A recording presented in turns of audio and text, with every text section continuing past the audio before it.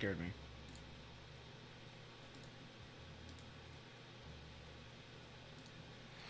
Okay. Whoa. Oh, SPY features. I'm like, what the hell? Let's go back to the 2-day 5-minute. I was just cleaning up a chart. Alright, so we officially hit the first fib extension, which most of you should have this drawn. If anybody doesn't have this drawn, please let me know. Oh, hold up, trying to resituate. We can go over it, but real quick, I'm just gonna kind of follow SPY for a bit because it's just dumping right now. So we'll get to the lesson talk type stuff in a minute. But please let me know if you do not have this drawn like this. I would love to know why, or at least go over why it's there and why you should start putting that there. It's just a simple gap fib. And then these fib extensions are very helpful sometimes. In this case, it's working out very well.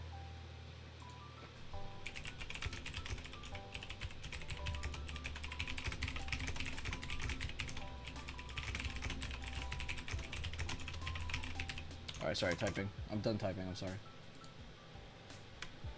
Yo, good morning, Prop Street. Good morning, Dividend Bull. Good morning, Easy Money. Good morning, JC. Aloha. Letterbuck, Linwood. Spicy Pepper, and Valdora. How you doing, boys and girls? Good morning, Ace. Good to see you. Good morning, Green Candlestick. Good morning, Adam. Good morning, Maddie. Good morning, Dr. J, VC, Shaq, Michael, Susan. Good morning to each and every one of you. Asking the question one more time. If you do not have this overnight fib, please throw a show of hands. A lot of red this morning, though. I think we can all agree there's a lot of red this morning. It's funny, too, because I always say the weirdest days are always going to be when the dollar is down and SPY is also down. And those are both down pretty significantly today. The dollar also taking a little bit of a hit today. But you can see they're really trying to mount back support above this and work back up, it looks like. Or trying to, at least. And then you look over here at SPY. And they're also coming back down to a support. Pretty big level here. But they're making a new low of recent trend. So they had a bearish kicker, dropped again. Buyer reaction, hammer into resistance. Very nice look, by the way. And then a lower open into a... Well, now, what you guys have now, of course, we're dumping. Also, shout out to Knox Does Puts. He posted these in the open part of chat. Pretty much anybody could see them. So, and he's one of our top swingers. I've pretty much always, in other terms, glazed him. But great job, Knox, done anybody who might have grabbed Triple Q. This was the reason he liked it, actually, was because it was the same TA. It was a hammer into a resistance, and that was about it. It just kind of sucked because when us as a swing trader, when we see these dips like this, we're used to seeing more than just one green day. And you could even say this was like a sideways day, not a red day. So you could say both of them are, and I would agree with you. But overall, that's definitely why we have pulled back down. It of course has something to do with the market, of course. Duh. Of course, Tesla and Google earnings definitely didn't help us out with that momentum. But where they gap down to are these next little shoulders, right? They got a little shoulder here. Go to the Google chart, they're holding a little shoulder here. Go to the Triple Q chart, they're at their next shoulder. So this might have been the drop that was needed for us to actually catch some support. I'm not saying today, I'm not even saying this week. I'm just saying over the next couple weeks, start to look to see, does that shoulder that we just gapped down to at the beginning of this tech earnings, is that going to be what holds us, or is that going to be what we end up closing under and working back down towards those gaps? Because on a lot of those shoulders, you'll see it too here on Triple Q, there is a gap over here. On a lot of those tech charts, there's a gap right here. So just being wary around that right now. It sucks because you got to be patient, but at least we know what to look for, which isn't the end of the world. So back to what I wanted to talk about. I wanted to go over the overnight fib. So if you guys grab a Fibonacci retracement, it's pretty much one of the easiest tools in here. I'll throw this up here. Oh. So you can see my settings if you want to go ahead and copy them. These are pretty much the settings I copied from Leland. This is the fullest extent of the golden pocket. The golden pocket is 618 to 65, but I just grabbed 65 because it's, you know, the farthest one. And then the halfway point, and then we have fib extensions, which is a very helpful. Negative 0.5, negative 0.1, and then 1. That's it. Turn those back on. Cool. And then every time you have a gap up or a gap down, you can go from that previous day's close to that next day's open, regardless of going up or down. And you definitely want to do this when it's significant. You don't see me do this every day. I mainly do this when we're breaking a really big support or a really big resistance at the same time as the gap, because a lot of the time you have levels there. You know, so what if I don't draw this from here to here? It's okay if you don't. You should still have this level. You should still have this zone. You should still have this level, and that's fine. But if you go from previous day close, remember, left to right like a book, go down to the today's open, and that gives you the 65, the fullest extent of the golden pocket, and then the halfway point, or you know, the 50% fib. And these are just other cool targets we can look towards. A lot of the time, this is what we like to look as a kind of like median. A lot of the time when I see a gap down, if we are going to get some buyers over a current day open that end up holding it with a retest, this is where I want to see them go hit. Is this and any other level. So mainly I'd probably would have targeted 550-70s. But we're not getting that right now, and we might not get it at all. But that would be your plan for upside. Plan for downside, of course, is really just breaking whatever the next level is. And this morning it was 547.90. And then it's kind of helpful too, because that fib extension can give you a target. It ends up lining up with the level, of course, but it gives you extra targets. So now you can know, oh, okay, not only did we just open a lot lower, we've sold so much in the beginning 30 minutes of the day, we already made it down to the first fib extension. So in your head, you should know a lot of selling has already occurred. If we get a break of 546.39, which you can remove this now, then we should make it down to whatever that next level is. 544, sorry, I guess I didn't need to remove it yet. So 544 will be your next target if we see a hold of 546.40. Price breaks down. Let's say it doesn't make it, it didn't quite make it there, right? It slows up, then it makes a higher low, and then it closes back over. Now what's the plan? Who can tell me anything about what you would do from right here? Because I feel like a lot of people get trapped on, not the morning trading. I feel like all of you are pretty good at the morning trading, but I feel like when you get to that next step, that's where I'm starting to see a lot of you guys struggle. And I just want to go over that kind of mindset a little bit more. It's okay to be wrong. It's okay to make mistakes, but I want to progress.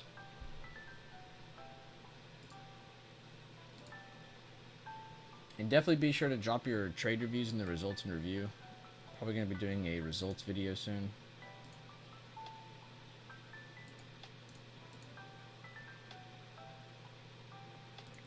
D-Touch said Apple triple Q new low of day. Microsoft is not helping. Oh my bad. Let me remove those lines. Alright, so we did close onto that next fib extension. Which here, let me just do this.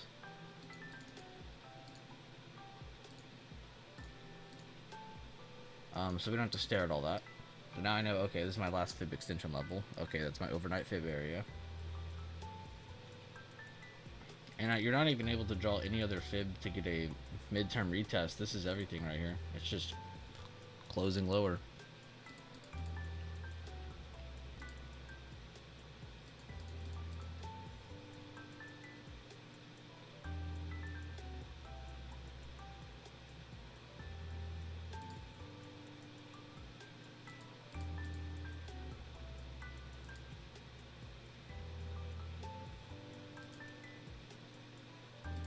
Good post by Adam. He said, can play either side. Set your risk reward. Understand why you are entering. See if a base is built around that level. And stick to your trade plan. 100%.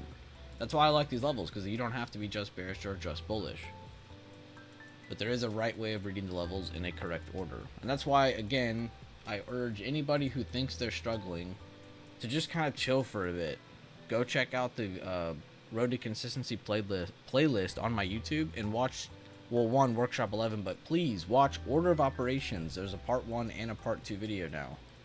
So definitely please check out both. This talks about not the levels, but the order in which you should be trading these levels. The order in which you should be seeing certain things. Please check those out. There is a correct order to things when looking at price history or price action just in general. So definitely check that out if you guys think you're struggling. You're one of those people who think you're struggling past that kind of beginning stage. I would really check those 2 videos out. I'm not joking. I don't even think I make money off of those videos. I genuinely made those because it was like a light bulb in my own head. There is a legit order to things.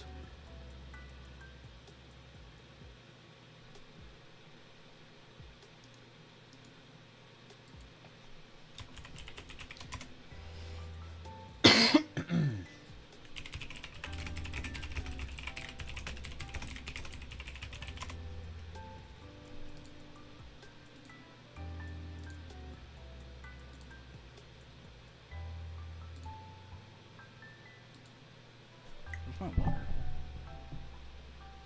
Alright, so it looks like they are trying to close. They already have closed under, but they're trying to maintain closing under 546.39 right now, which is that next fib extension, and it's a very important bigger time frame level. If they end up closing under this, could be seeing another free fall down to 544, maybe even 542.63. But with this amount of selling, if you're not someone who's chilling in a runner right now on shorts, I would just be chilling, really. I mean, there's a lot of selling that's already occurred. There's no attractive play here as a new trader yet. So if you're someone sitting in runners on shorts, good job. If you're someone waiting to get into a new play on SPY, wait. Now IWM, I did want to talk about this one because this was crazy. So first 10 minutes of the day, they end up running up. Almost first 12 minutes, they end up making a new high. Then they reject with a pretty strong rejection. This was a pretty awesome shorting point just because everything else was so red and this thing was pumping so much. And it shouldn't be following the market per se, even on smaller time frames, but pretty crazy that everything was significantly down and this was trying to actually hold green. This would have been a great time to flip into shorts. I wasn't here, of course, for it, but even looking for a break of previous day close like that, that's just so clean. And then saying, hey, maybe that's your stop loss or whatever. So clean. But even right now, they're trying to do another retest at today's, today's open. If they end up making a new low under 220.50, this is going to be bloody for this chart. So keep this in mind. I would definitely target this little hill here. Then I would target the previous day open, and then I would watch for 218.60. If you're going for that trade, keep this as a very, very tight stop. I like that one a lot, though. Nothing to really, kind of the same story as SPY here on Triple Q, so not really going to mention it as much. Really kind of clicking over between each tech chart, right? Really, for the next couple days, just going to be looking, where are some notable levels that these can go to and chill out for a bit. Amazon on fire. They're still trying to work towards flipping green, which I actually love the Amazon chart. We talked about this yesterday, and of course they have this rally. I would never have said buy calls, but for a record time in history, they had 11 red days in a row, and now they're breaking that streak, so pretty cool to see. So actually going to start looking for basing on Amazon here against this. Whoops, what am I doing? If you go from the low here to the top of this last red candle, that's what I'm looking at. I'm just extending it over because I don't feel like editing it and all that. This is the latest demand. So this is where I'm going to be looking for a potential double bottom or a higher low base build. Is this area right here on Amazon. So write that down. Note it, clip it, do whatever you got to do if you're looking to trade Amazon in, a little bit. I'm even reposting it for myself to remember.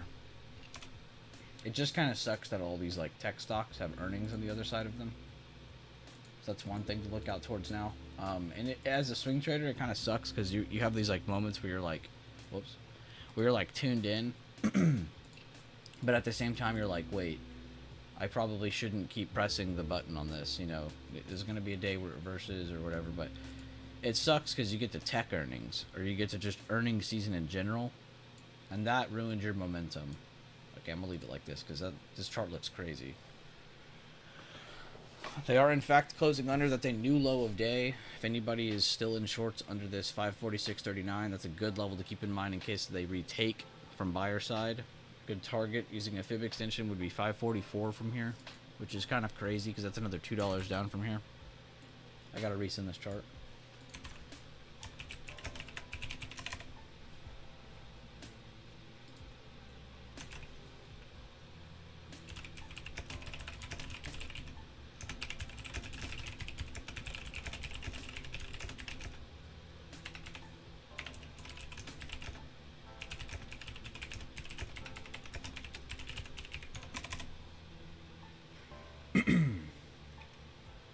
Oh, if you guys are in premium, by the way, I've been dropping a crazy amount of updates in there today. I'm gonna try to bring more in there.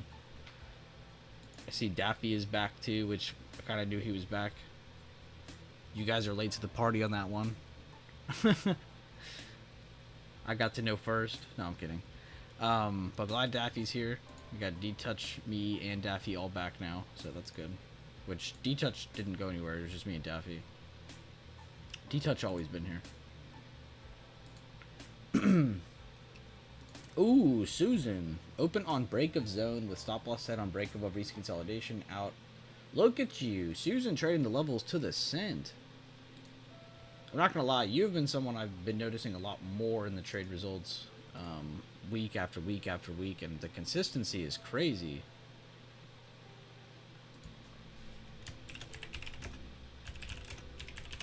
Oh, she's not in here. Awkward.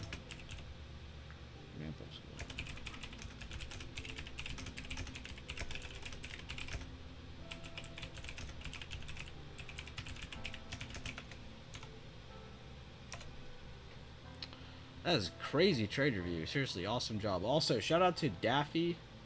You guys go check out Results and Review. Did a pretty good job on FSLR and Google. He posted. Hold up. He posted FSLR and a different ticker in Levels channel, or I'm sorry, in Post Charts channel, and then I even reposted them in Levels so people would see them because I actually really like those posts a lot. If you guys would like to see more posts like that from Daffy, go click on those posts and go hit those check marks and show him you support these posts. These are very nice. Very clean, very simple. We love that template in here. Also, really cool post by Letter Buck this morning. D-Touch this morning on different sectors. And then I see D-Touch was covering the triple Qs. Good job. I always love when I see you guys posting charts in here and it's just like, I don't see paragraphs of information. I don't want to see that. I don't want to see rambling. I want to see just plain, simple TA, plain, simple coverage. That's it. And every time I come in here, I see that. Good job. Which if you guys do type a paragraph, that's okay. It's okay to go hard on a chart or something. I'm not complaining about that. But try to keep it simple.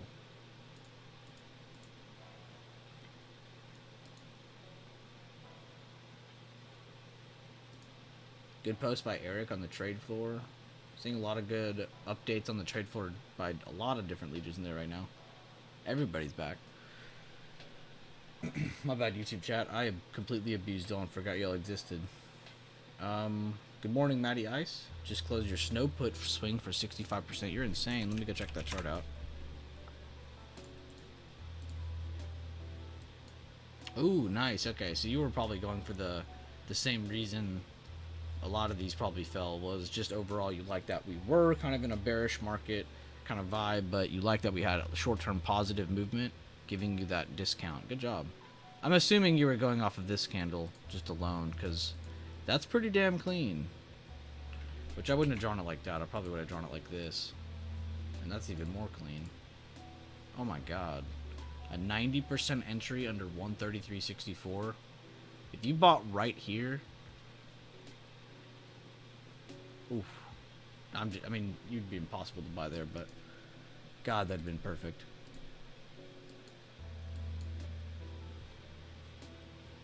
Oh, my bad, Susan. I am so lost today. Good morning, Alexis. Yesterday was a losing day for me. Got stopped out trading at max due to the loss allowance. Ah, nice though. I'm glad to hear. I don't hear enough people use that term. I don't use that term enough. I want to start seeing everybody say what she just said. Max daily loss allowance.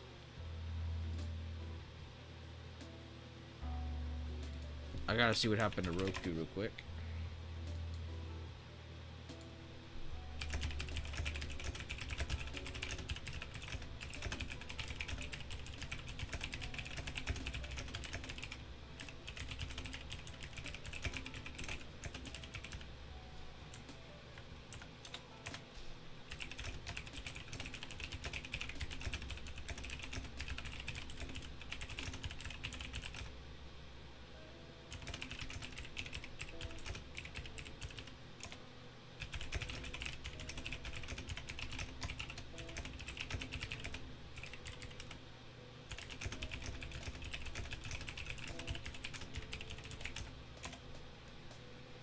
Alright, sorry I had to type a lot.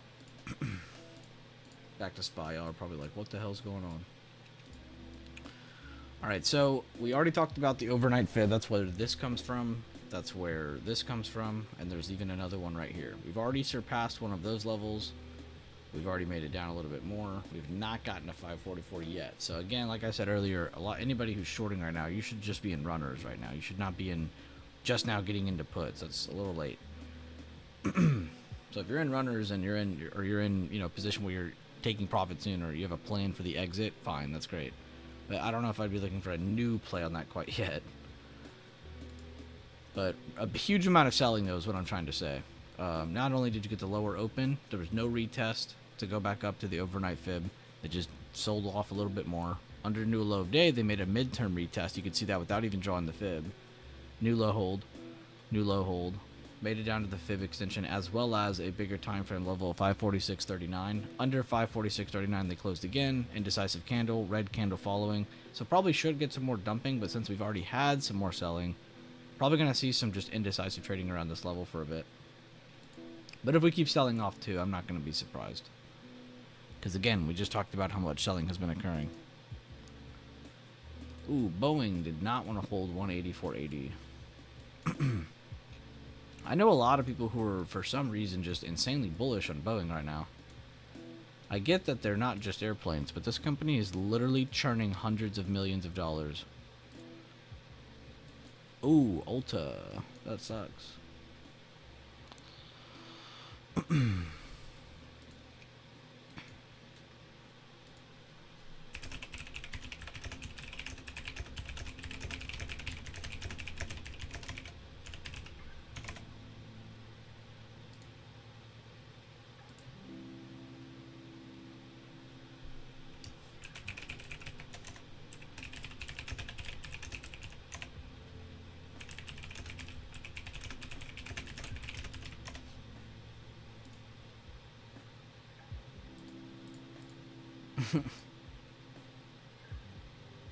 So many posts today, guys. Holy, I can't even catch up to everything. Good post, Matty Ice already posting his review of the snow trade for 65%. Good job.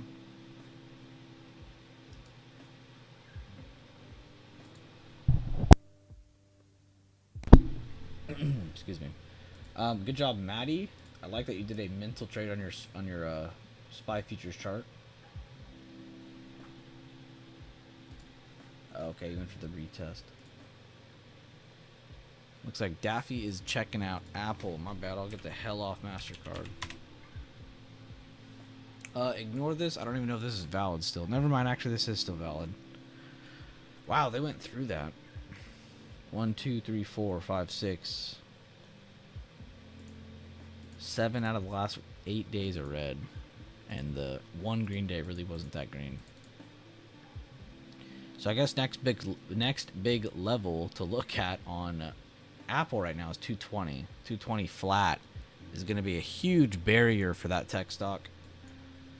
Looks like Microsoft, big barrier, because again, like we talked the other day, they've been selling. So they've already approached that next shoulder. And then this extra selling just kind of brought them down here again. But I would say 430 to 433 is their big shoulder to look at to see who controls that over the next couple weeks. They are one of the tech stocks that still have earnings on the approach, so just keep that in mind. So is Apple. I didn't mention that, and so is Apple. But that's the top 2 tech stocks. Amazon, you should have to worry about until, what is this, beginning of August. You can see they're already at a short-term shoulder. Clearly there's a higher low right here, so there's another shoulder down here. So if more selling does occur, that's where we're going next. Nvidia, I'm just going to keep the same fib. I'm not even going to bother charting actual levels yet. This has just been working out too well, so I'm just going to leave it how it is.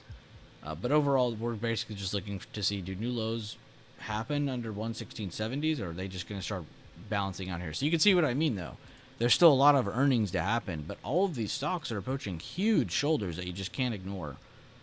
So again, very hard to just flip entirely bearish when we're already making those moves. I don't know why everybody's so late to the...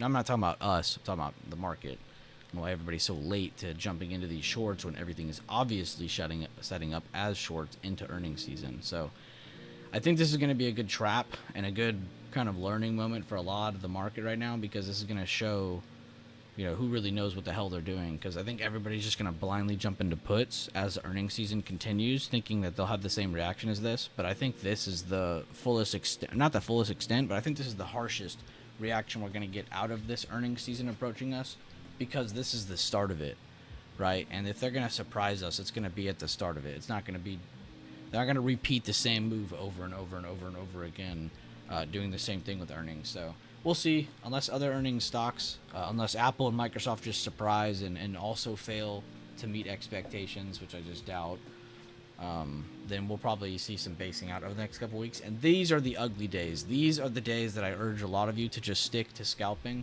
And they're also days that are going to lead into, not maybe this week, but maybe into next week or end of next week, where we will see a lot of really good swing setups. So if you are someone who is just mad addicted to swing trading, you're going to start seeing a lot of setups occur.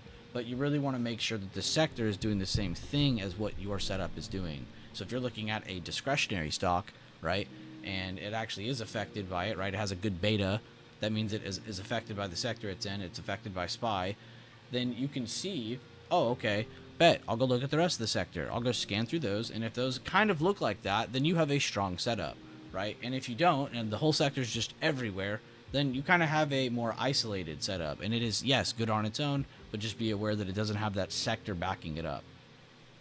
Sorry, a lot of rambling, but there were a couple questions there. And I wanted to comment a few things on those questions. But yeah. Let me go back to SPY. Y'all are probably like, what are we doing looking at Google? Alright, so we finally did slow down again, which kind of expected after we saw this doji. We saw a negative print.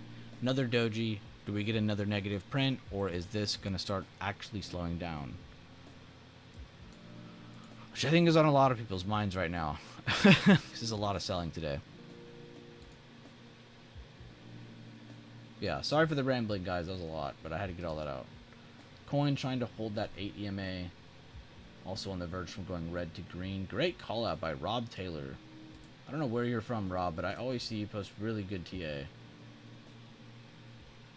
Okay, so you're focused on that recent high, which I think that's the all-time high, right? I'm not quite sure. Oh wait, no, it's not. Not for coin. They can have a different chart.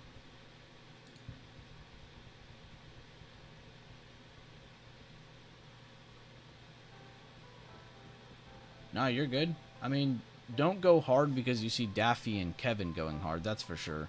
If you see Kevo or Daffy going hard, and that motivates you, awesome. But be prepared. They're going hard because they were prepared. Don't copy their movement. Do exactly what they're doing. You know, be prepared beforehand. You know, I think they were ready to buy puts and ready to short the market because the market gapped down. They saw that the next area, which could have been an area where it held and did really good, which is why you didn't see Kevo post so quick. You'll see that he waited. You'll see that Daffy waited. They didn't just jump into puts right at the open. They waited until they saw that the next area was not holding. Then it was like, okay, now we can get puts. Or now I feel safer about grabbing them. Because if you grab them here, yeah, you're definitely would have made more money, but also you're buying at the dumbest part of the chart. It just opened. You have no information. You have no information that it's going to keep going down besides the fact that it opened lower. We're opening at a demand, for Pete's sake, right? So you do need to give it a little bit more, you know, confirmation before you get into something with that same idea. Then you can get in. Do whatever you want. You know, risk the high, risk the open for all I care. But don't sit there and ignore the fact that you're literally trading the open. Don't be that guy. Right now we're looking at a potential bearish retest for more downside towards 544 until proven otherwise. And the until proven otherwise situation would be popping over 546.39. So for now, we are still very bearish. Just remember, when I update levels, I'm pretty much speaking from a short-term intraday point of view. I'm never going to sit here and be like, yeah, guys, end of day, we're going to close at 5:52. You know, I'm not going to sit here and call out future price predictions like I know what I'm talking about. I don't. I'm just sticking to my system. I'm calling out what my strategy calls for, and that's it. Anything else is just noise. It's just a distraction. Pulling back to the golden puppy. Good job, Matty Ice. That was clean. Yo, Sandollar. He said, good morning and happy Wednesday. Thank you, dog, for the $4 and the Russian coffee from... What, are we going to name these pear people? These pear people are a group of people. They need to have, like, a name or something. We can't just call them pear people. Pearlander. That was the best comment ever. I'm not even going to forget it. Pearlander. Good morning, BB fam. Closing SPY puts for 170% return. I took it on the strong break below 447.94, 3 day ago low day. Stayed patient as sellers showed that they were in control into my exit of 445.88. Brother, and look at the level he said, 447.94. Wait, why am I reading it like that? 547.94. I was like, wait a minute. But you can see here though, and we're only off 3 cents. But you are spot on. And good job. He literally just did exactly what I just explained. Instead of buying and shorting at the open, even though you have completely good reason to be bearish here. I'm not arguing that. I'm arguing the fact that you're blindly buying shorts. David here. Sorry, I almost called you Matty. David Q here, though, did exactly what I just explained. Instead of just jumping into puts and being completely biased, he waited. Good job. Pearfolk. Oh, I didn't ring well. We could consult ChatGPT. Oh my god. Oh, I thought David Q gifted it and it went to Sandollar. It was the other way around. Sandollar gifted a membership and it went to David Q. By the way, Sandollar, you do not have to do this, man. Thank you so much for all the little donate. I know you only gift like $4 here and there, and then you do a membership here and there, but that shit adds up. So thank you a lot, not just from me, but from everyone in the community, because you've gifted a lot of people memberships that are very active in here, or at least active on the YouTube channel. So seriously, thank you.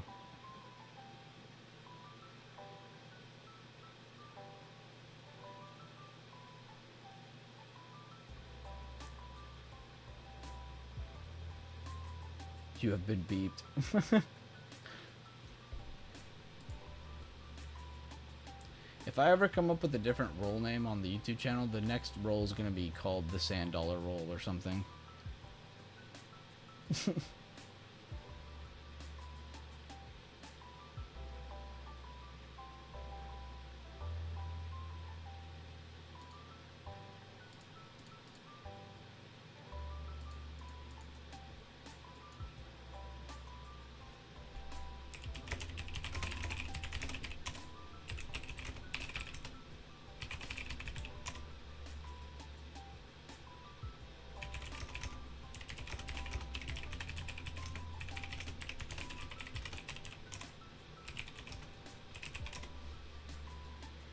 Rob Taylor said, curious. Is Spotify the Netflix of music? They absolutely smoked their earnings. I said, I'd like to think so. I use that every day, and a lot of podcasts are on there too. It's pretty big. Let's go see just how big they did. Oh my god. What the F?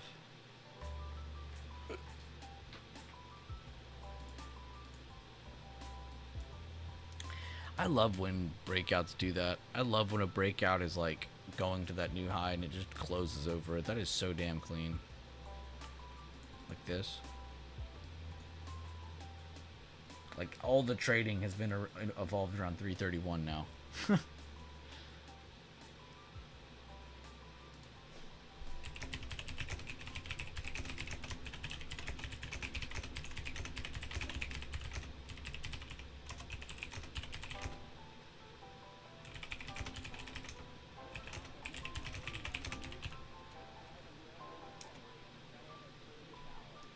I cannot type today.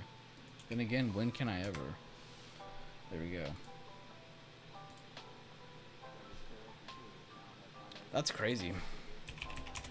What is STX? Seagate Technology.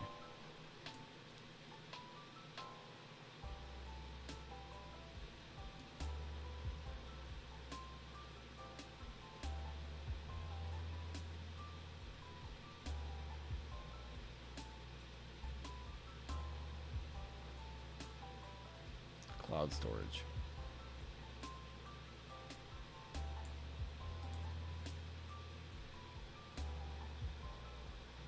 This is a crazy bullish chart. Alright, I'm still just baffled by what I'm looking at.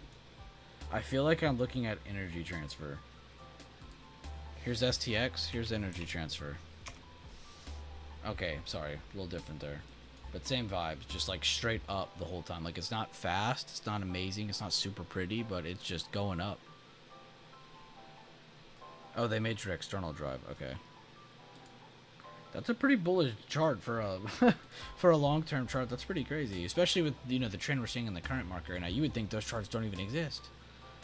That's pretty funny. Still seeing that bearish retest hold for now. Like I said though, the more we've moved away from our opening price, the less attractive this is for new plays. But overall, this is still a bearish play. Just speaking in terms of how this looks. Now, if this does get a close over 546.39, this can ruin a lot of bearish momentum moving from here. But we'll see. They've been around a long while. Yeah, I'm not woke, clearly. I need to add them to a list or something. That's a pretty crazy chart, I'm not going to lie. Good looks. See, that's the kind of tickers I want to see mentioned in here. STX, not a coin. Not a crypto coin. I'm not here talking about crypto. Which, speaking of crypto, I actually love looking at Coinbase because they move incredible. But recently, they actually bounced from... I posted a PDF a little bit back, and they were still back in their lows, and here they are again against the recent highs. They're kind of doing what I was just saying I like to see. I love seeing those new highs made, and then hold those new highs, and they're doing exactly that. So this might not be over yet for Coinbase. A lot of people keep saying how now that they've jumped, they'll come back down. They might actually go pop new highs for all we know. Which, again, let me confirm. Yeah, I was about to say. Not new all-time highs, but it'd be new 52-week highs. As well as just new highs over recent years.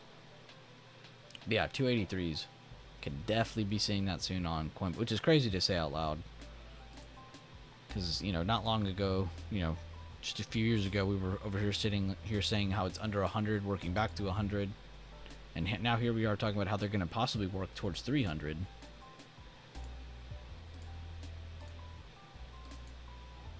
Yep, still seeing the bearish retest. Nothing new to talk about here on the SPY chart. I'll leave it like this so we can see previous day close, the gap fill or gap fib, and then of course everything else. But yeah, let me know though, guys. What are you guys all looking at? What is everyone charting? What are you guys trading? Are you guys just sitting cash and just kind of chilling? What is everyone up to?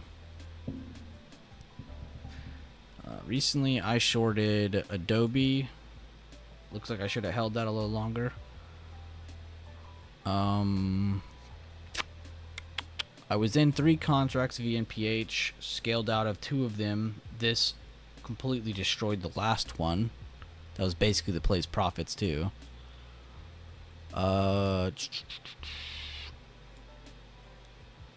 John Deere MCD too early. Cut those before they were a swing. And that's it. I've taken some small SPY trades here and there, but that's about it. I should have got into my original plan and just said F it. Because this was a pretty big gap down thanks to the Visa earnings. Which I wasn't really wanting to gamble on that, so I sat cash on that play. It's whatever though, can learn from it. I would definitely rather be that person that misses out on winners more often than not than someone who doesn't even see them, At least we're shooting the right direction a lot of the time, so definitely happy for that. And that's where you can really start collecting some wins in a row, and that's how you pick up your confidence, and over time you start memorizing a lot more of what you've been doing. And it just feels good the whole time because you feel like you're progressing. It has nothing to do with, oh, I'm winning or, oh, I'm making money. No, it feels good because you're going through a routine, you're completing something, and along the way maybe you are making money. Cool.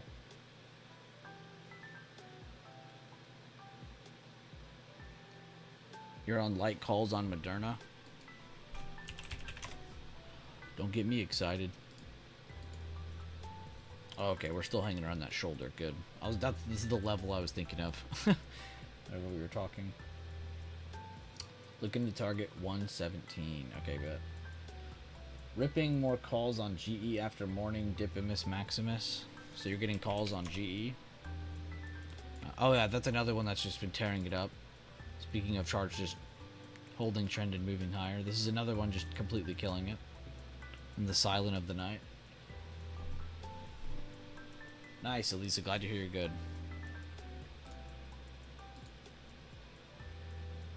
While it'll take a few days away, can clear your mind. 100%. And it's kind of a cool thing too, because a lot of the time we have these breakouts in the market, and I am the biggest victim of this. Not one of you could ever be worse than me on this.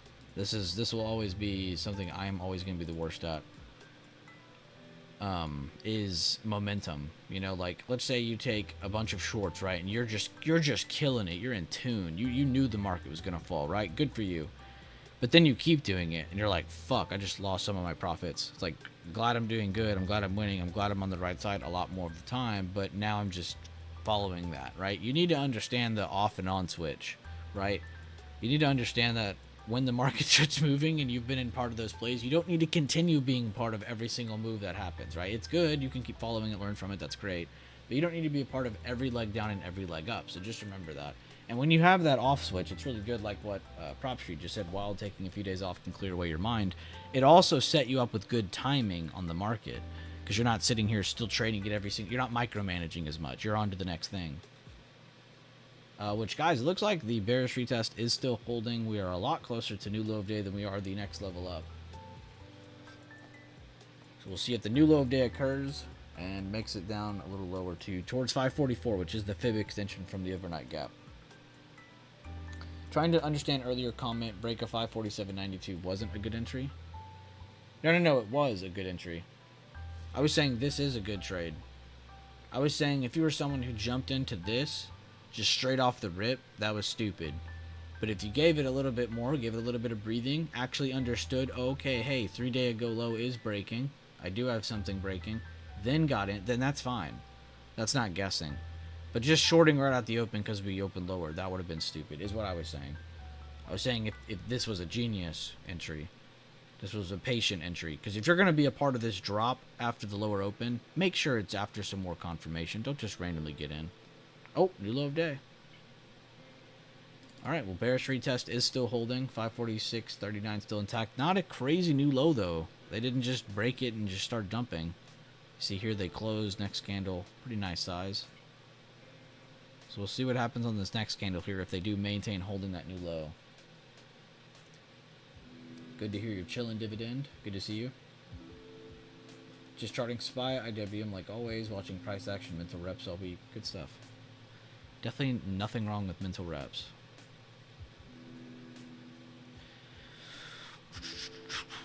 Make sure you track your reps too, so you can actually go over stuff. Like, it's good to just get reps, you know, to kind of get yourself into it, but it's also good to kind of track your reps and really see how you're doing. Not really on like the win-loss department, more so on like what are you actually doing. 8 times out of 10, you can look back at that and you're like, oh wow, you know, I really love this style of entry. I should stick to that more or practice that more. And yeah, Ladywood, let me know if that helped clear anything up. If there's anything that's still that I might have said just overlapped, it's okay. We can go over it again.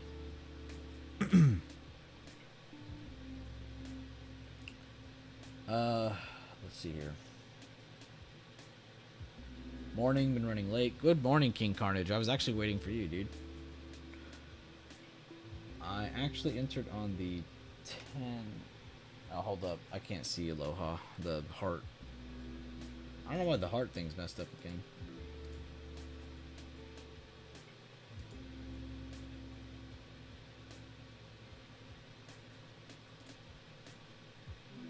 Oh, on the 10. That was everything. I don't know why I thought there was more. I actually entered on the 10:02 candle when I noticed it didn't return above 9:57 candle. 10:02 candle. Is that 9:02 my time? Oh, okay. You're at the next level. I know that heart is in the way. That yep was everything, though. When you typed yep, that moved it all along perfectly for me. It like put it under everything you said.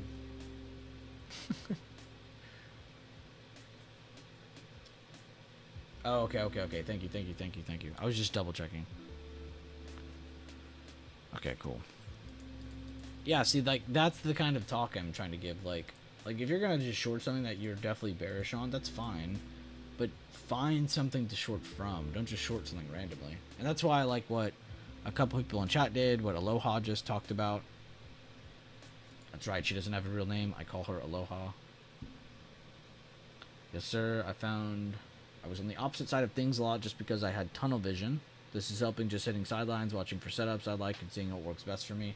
Did you check out the order of operations I've been talking about?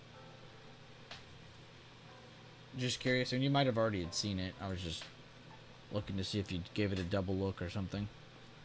Because I'm not joking, like, me rewatching that gave me kind of a wake-up call, too. And it's just kind of nice to just reflect on things you might already know, but it's just good to kind of, like, you know, cover it up again. Okay, thanks, I misunderstood. I took a paper trade there, had good reasoning. Oh, okay, but yeah. If that's what you did, that's the correct way of thinking using the levels. If you didn't just start shorting and then you waited for whatever's next, in this case, what's next? The 3-day go low. Okay, great. Then that's what you're looking for. So if that's what you did, that's fine. That's perfect. That's exactly how you should have done it. If you're going to just start shorting, please do that. Because I know some people have this rule where they're like, well, if we gap down this much, I'm not trading yet. I'm going to give it 30 minutes or an hour. And that's fine. I'm not going to argue with people like that. I think the wait and go rule is fine. And you know why? Because one of the best traders in my chat do that. So I'm not going to sit here and tell people, no, you're not allowed to be patient. You're not allowed to miss setups. No, please miss setups. Please understand missing setups is something that's going to be very normal. But good job jumping on this, because I think these are some good risky setups, but I love them because they have a lot. You should have confidence in them when you're taking them. You should have conviction. And when you're wrong, you should be able to get out knowing, hey, I was in a good trade, but it didn't go with me. So I just got out here. So good job. That's why I give such like a serious talk about that kind of trade, because it is risky. You're shorting it after it already opened a lot lower. It doesn't need to keep going, but that's not gonna stop us from trading. Like, go check the weights. If everything's still selling, you know, we still have momentum. There's still a chance things can still sell a lot more. Even from right here, even from where I am talking right now, this could keep selling a lot more for all we know. So it's not good to have a closed off mindset, but it's just good to be aware, like, yo, we've already sold a lot. So I'm not trying to scare yourself, but at the same time, just trying to be aware. That's it. I have a few weeks ago where we watched this week while I'm in this space. Okay, cool.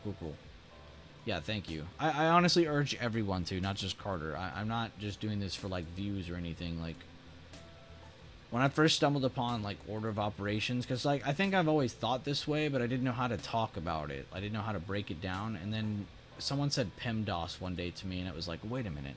This is already a thing. I just got to apply it to what I'm trying to talk about. So that's why I really like those videos a lot. It's just like it kind of like completes how you should read the levels. I feel like for anybody who's struggling on how to read the levels back and forth, or how to get from level to level, or how to be right more often than not, really needs to check out those two videos, order of operations. It's just, I don't know. It's a wake-up call. I'm identifying exact candle where I get in the... Oh, nice. Good job. Okay, good. Yeah, you need to do that.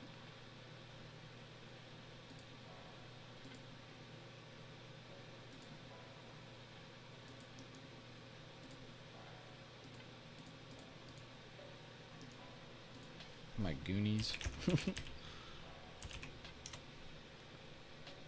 Leland said, could be seeing a minus 2% day. We are already down 1.5%, so that is very possible. And welcome anybody who's tuning in. If you're on the YouTube stream, definitely drop a like to support the stream. If you're here in Discord, welcome, regardless of whoever you are. Glad to have you. If you guys have any charts or updates, please drop those in the right channels. So far, everybody's doing fine. I'm just reminding everybody.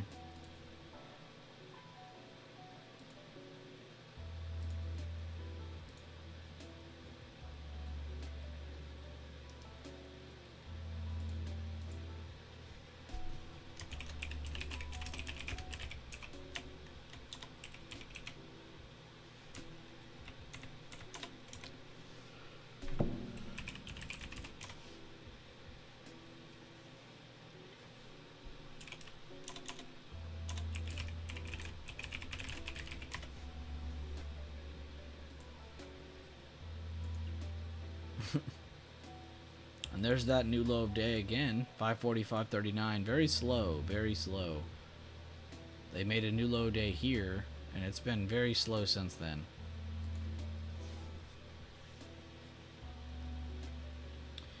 Adam said Apple big volume to the downside, highest volume candle 5-minute chart since current day open. Implications on SPY movement. So he's just kind of calling out that this could be affecting where SPY is at right here, right now. And of course, they're at their low of day right as Apple's making that move. So good call out. Just kind of letting people know there's still selling happening on big weights. Which right now, if you ever feel lost, that's what you should be clicking on. I'm just trying to relax. I'm staring at SPY, but you should be going through the weights. If you think like, oh my God, the market's about to reverse from right here, right now, go check the weights. That's a really easy way of just seeing, okay, wait, no, just kidding. Because you can see Apple's still selling heavily, like Adam just pointed out. Go to Microsoft, the actual heaviest weight in the market. They're still selling off. So just that those two alone should let you know, like, okay, well, tech's under some pressure. Then you go check discretionary, then you go check semiconductors, then you go check comms, then you go check banks, and you go check discretionary again, check comms, healthcare, and it's just right there in front of you. You could even set the sectors like this. Here's tech, here's healthcare, which healthcare is actually doing their job today. Banks, okay, they're recovering a little. Discretionary down heavily, of course, from Tesla, and then you have comms down heavily, of course, from the Googles, the Googs. But seriously, if you're ever lost, find your footing. Don't just start guessing. Find your footing.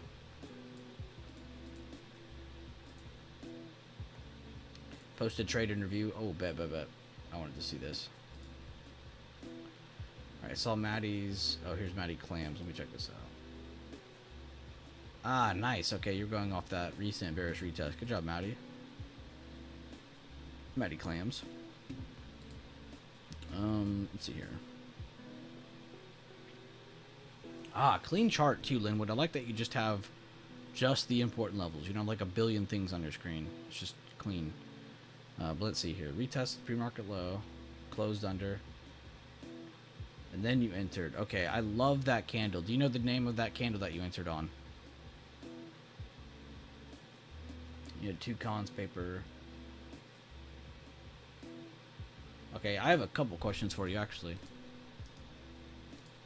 Amazing trade, though, by the way. Love this review.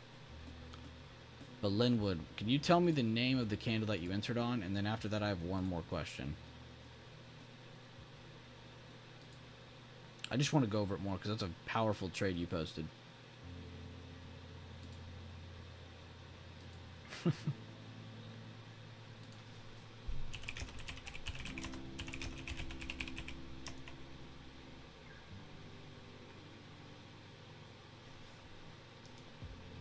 That's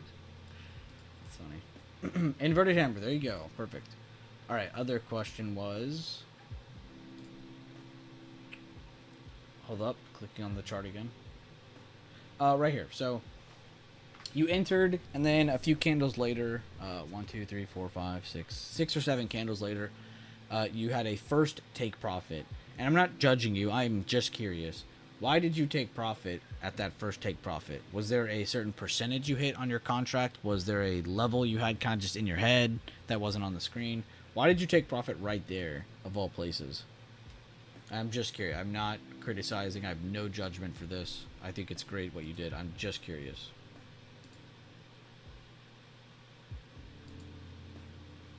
I gotta definitely say that because I'm not trying to attack anybody here. I really am just trying to learn from that. That's what, honestly, a lot of you guys need to be doing, too, is, whenever you're not trading, whenever you're not doing your own thing, go review other people's trades. I can't tell you how many things I've learned from your trading. Leland especially, he's definitely had the most impact on me, but that's just the example I'm talking about, though, is, bouncing, not ideas off of somebody, but, inadvertently doing that. Honestly, one of the other ones, too, that I learned from, was D-Touch. I fucked up on McDonald's, and I was like, damn, man, I keep losing on this, and he keeps winning. I'm like, what am I doing wrong? And I just started reviewing his only, and I was like, oh my god, I'm not patient at all. It's like, okay, bet. That was my mistake.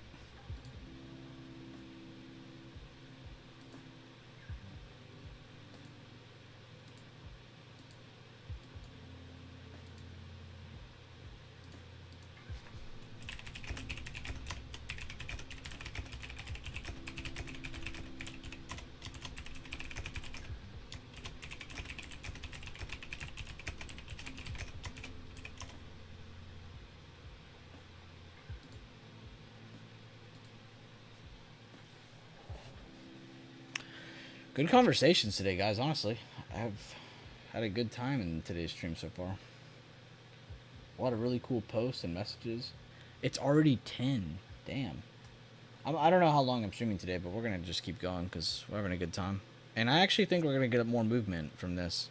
I don't think it's over in terms of movement. Because if we retake 540, 640, that could definitely go smack 549s. If we end up rejecting this again, this could definitely reach it down to that second fib extension level at 544.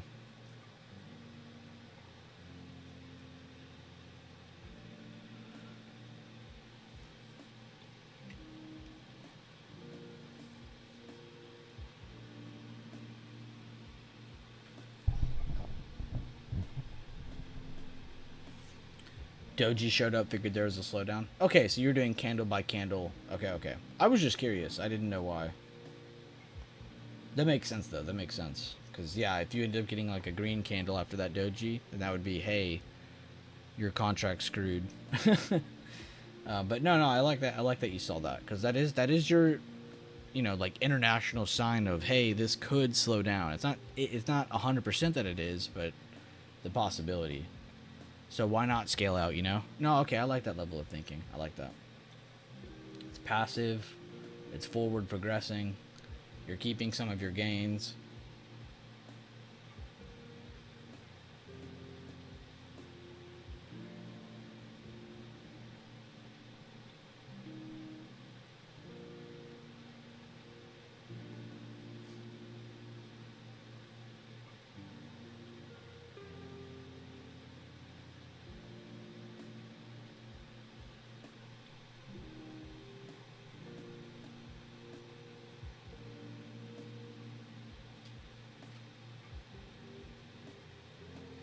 Let's see, this new low is still very close, guys. Could definitely still getting some fade off selling towards 544, which is actually horrible for options trading because you get a lot of this green, red. Like, yes, it's going in your direction, but it's definitely not helping you.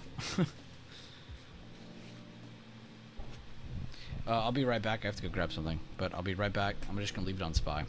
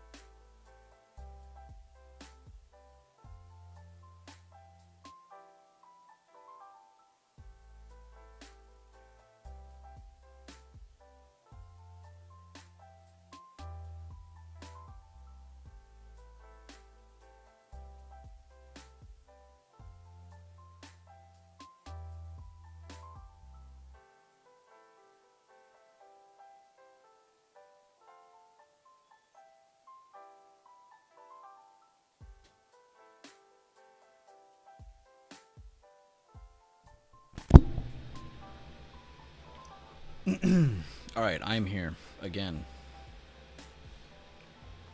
And we didn't dump while I was gone, so good.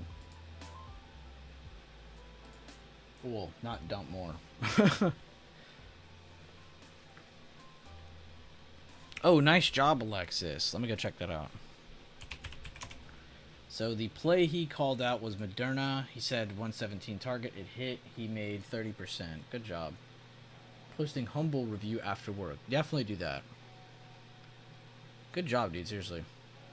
I love when you guys win, but I love it when it's on a ticker I know you work on. Like, I know Alexis is going to be looking at Moderna.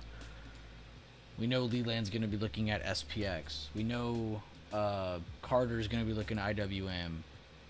You know, we know these people are going to be looking at tickers they're always looking at. You know, it's good to know a lot of tickers, but it's good to definitely have your little list of favorites. There's definitely nothing wrong with that. I need to delete my list of favorites, actually, because they're just hurting me. So I need to quit trading John Deere. I'm going to leave McDonald's there. I love McDonald's. But I need to quit trading John Deere. Need to not look at that one for a while. Zoom in. I do need to clean this list up a little bit. So I want to clean up that because we don't need energy down here. We literally have a sectors watch list. We'll leave... No. I don't care for you. I don't care. We'll leave you. You're Chinese solar. I love you. I don't want Canadian solar. We'll keep TAN. It's the ETF. We'll keep Home Depot. MPC. We like this one. Which I actually thought this was going to dump more today, and they failed to even once close under 163.59.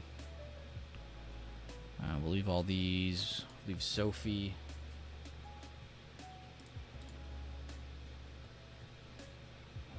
Try to keep some of these on here for people who've told me to add them. Okay, maybe that's all I'll clean up.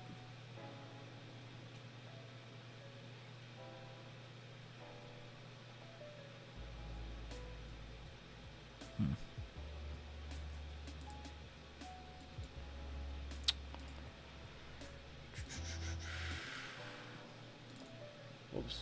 Did I mean to do that? I'm so surprised we're actually making it down to this level. That's good. I was getting a little worried when we saw this candle. Not really in terms of like, oh my god, start grabbing puts. More in terms of like, oh, okay, I think this insane rally is over. Really nice breakdown, though. You can see they clearly broke structure. They rejected structure yesterday.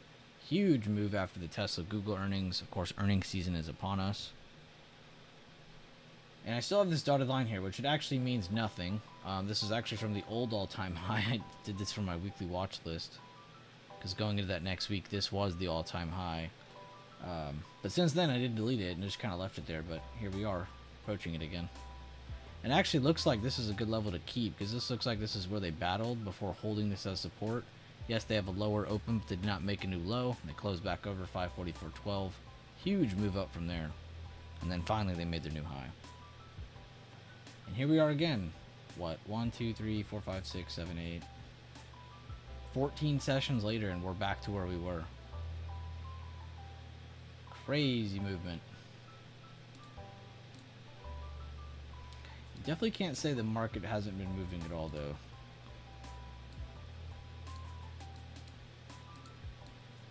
Huge movement lately. Susan said that there is a weekly level at 544.51. Like a weekly emerging candle, I'm assuming. That's pretty interesting, actually. Can y'all let me know if the music is too loud or quiet on the YouTube stream? Just to let me know. On my end, it looks fine, but I'm just making sure. How many times can you see just this?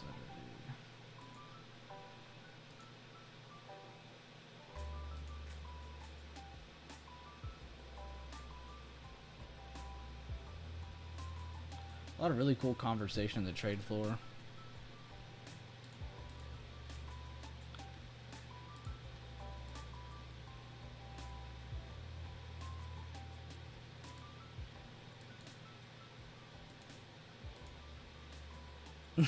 Yo, what's up, peoples?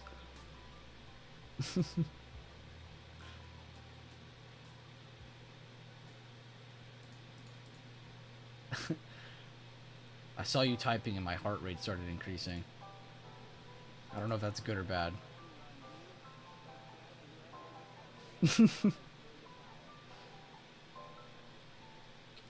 No, I love when I see your name pop up. I get all happy and shit. Everything that seems so sad and depressing suddenly dissipates. New low, there we go. Now will it actually sell from here?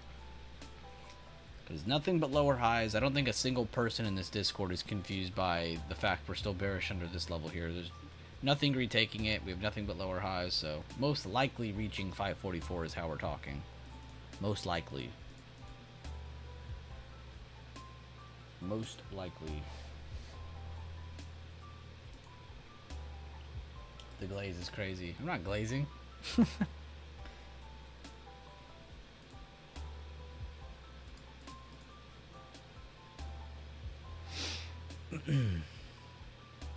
Now, there's just certain people in this chat, man, that just like awaken a certain energy in you when you see them. So many cool people in this chat. I would say you and Nox to definitely do that. Two goofballs, but damn, do they know how to trade. Whoa, oh, there's David Q's trade. I was like, whoa, is this new? Alright, if you guys go to the results and review channel, David Q posted that 170% trade he did. It's actually mental. Exit here slightly. Oh, exit here slightly under 545. Okay, he's doing a mobile type. I actually respect the hell out of this post. Yo, thank you for posting this so fast. This is such a clean post. People are going to look at this and be like, oh, there's so many levels, but with how many reps he probably gets, with how many times he looks at these levels, he probably knows exactly what he's looking at. Like, to an outsider, that's like, what is going on?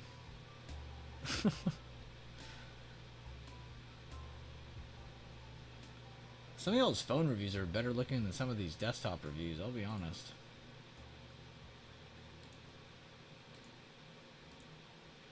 Had to come over to Discord, heard Peoples the Brain Rot King was here. Peoples is alright, I guess. Yeah, he's alright. He good people. And can't forget the Maddies. We got two cool Maddies. What are the chances we get two people named Maddie and both of them are chill? What are the chances? Also got a clean 90% rejecting that week's open. Let me see this. Honestly, I'm still jaw dropped over Leland's 90% entry post the other day. Yes, as a scalp, this didn't work out. But if you go back to the Leland chart, which again, the main focus, the main line you're looking at is this one. And the reason I say that is because this was the previous day high when we were here. This was the previous day high. And we had a pretty nice looking, I don't want to call it a 3-bar, but it has that look to it. But just a really ugly, just push, reset, push, right? This next candle closes under, right? And Leland then posted, all he said to me was puts. Just puts, and then he posted hourly, and he said it's rejecting previous day high. That's it, right? And then you could see here, later in the day, for scalps, that would have definitely sucked, like right out the gate. But the retest ended up holding, making a new low. Really good end of day move away from that retest. So the retest, again, showing that it's better than the breakout, or the original, you know, entry. The retest is always better. And then just crazy that we get this follow-up. I'm not saying this is the result every time you see this. This is the result of that.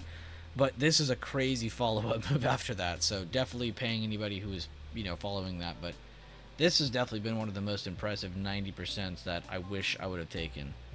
I'm not mad. I'm just honestly super impressed. Very beautiful retest inside of the range, and it's a hidden retest. That's why we love these trades so much. It's like a hidden 90% entry, and then it's a hidden retest. It's like they're showing everybody what they're about to do, but nobody can read it because they're not reading it in the right, you know, language. They're not reading it correctly. It's actually crazy. So many legends near 100%. Linwood said, it's truly a pain in the rear to post reviews from a mobile device, especially an iPhone mini. Yeah, that's what I'm saying. I don't know how y'all do it. I've never been able to do it well, I'll say. But then I go in there and you guys have like super clean charts, whether they're from TradingView or TOS, it doesn't matter. I always thought those were pretty clean. But definitely a pain in the ass. I will agree with him there.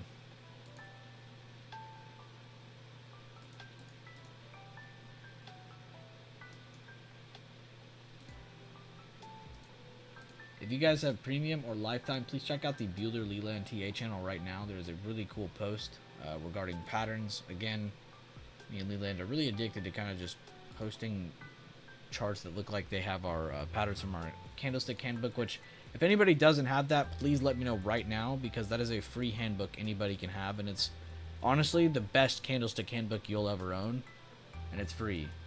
Anybody can have it. There's no paywall or gate or whatever. We're not gatekeeping it. I'm just gonna repost it in the trade floor.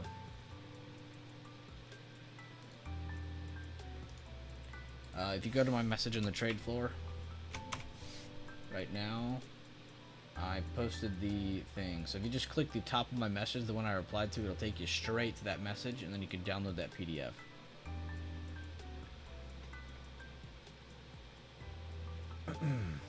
Which, real quick, let me hide my screen real quick, because I need to see... I want to pull this up real quick. Okay, it didn't screw me. Okay, I don't have to hide my screen. I thought I was about to get screwed. There we go. Okay. Now where did it go? Oh, now it's there. That's so funny. Okay, here we go. Bam.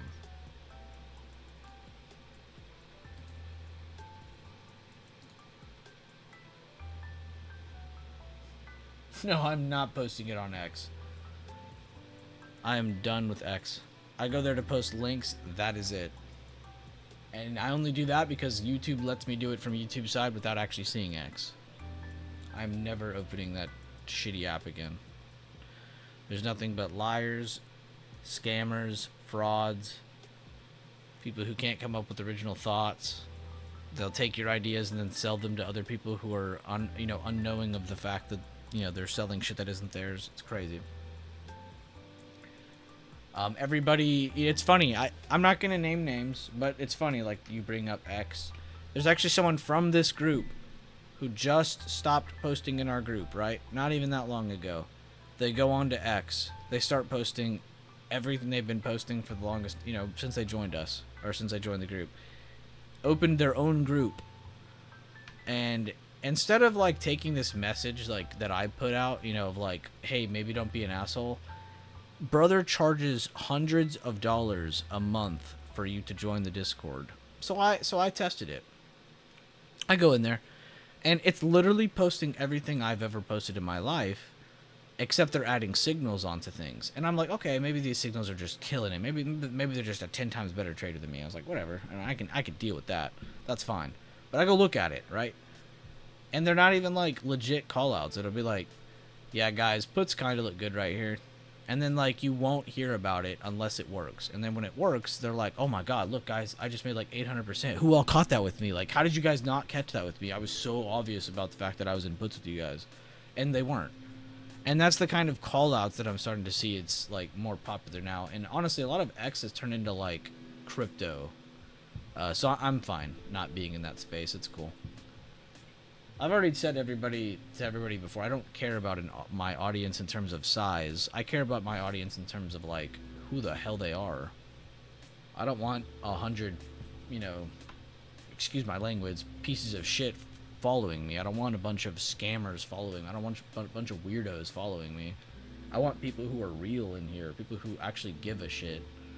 And we have that. And I don't care how many, if we have 100, 200, 10, 20, 30 people, I don't care. Like, I'd rather trade with people who are actually trying to trade and grow than have a group that's charging hundreds of dollars a month for basically nothing. Like, that's just insane to me. But yeah, guys, if you don't have this handbook, please reach out. This is one of the craziest things that Leland has ever made, and it's honestly so effective. I didn't scroll through it because I didn't want to spoil it for anybody. But it's not just breakdowns of candlesticks. It's literally showing you how to trade them. What parts of them should be yelling at you. What parts of them should be giving you confidence. Not just trading randomly. But But yeah, I hope to see more of you guys complete that. I saw a lot of the lifetime guys, some of the premium guys, even some of the basic guys in chat complete that handbook no problem. So I really hope to see a lot more of you finish it, or at least go through it more.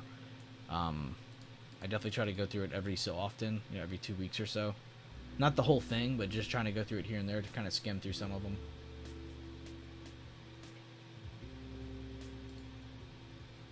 But yeah, definitely check out the handbook. Summary of everything I just said.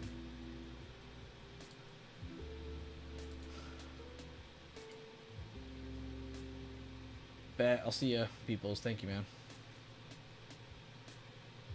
What a lame. Yeah, for real.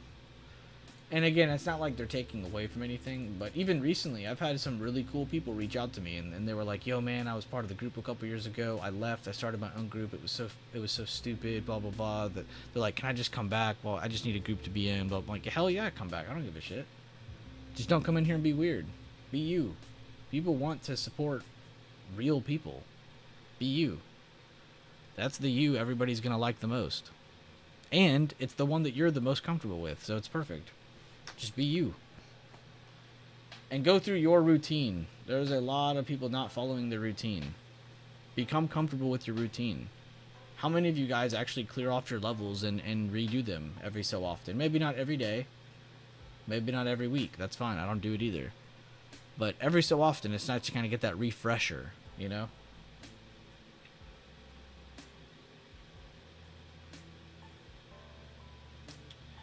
Kevo's hype. Check out the trade floor. He said, "Fang, we ate today."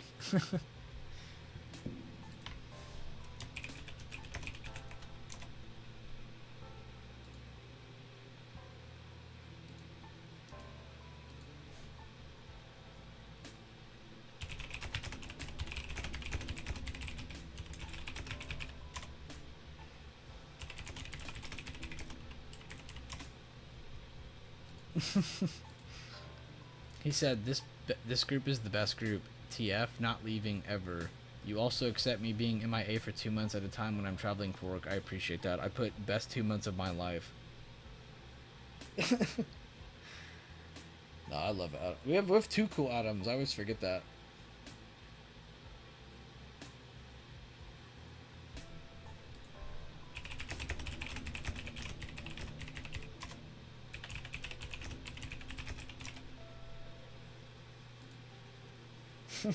Oh, that's right. He was the person who was in China. He went to China for work for 2 months. That's crazy.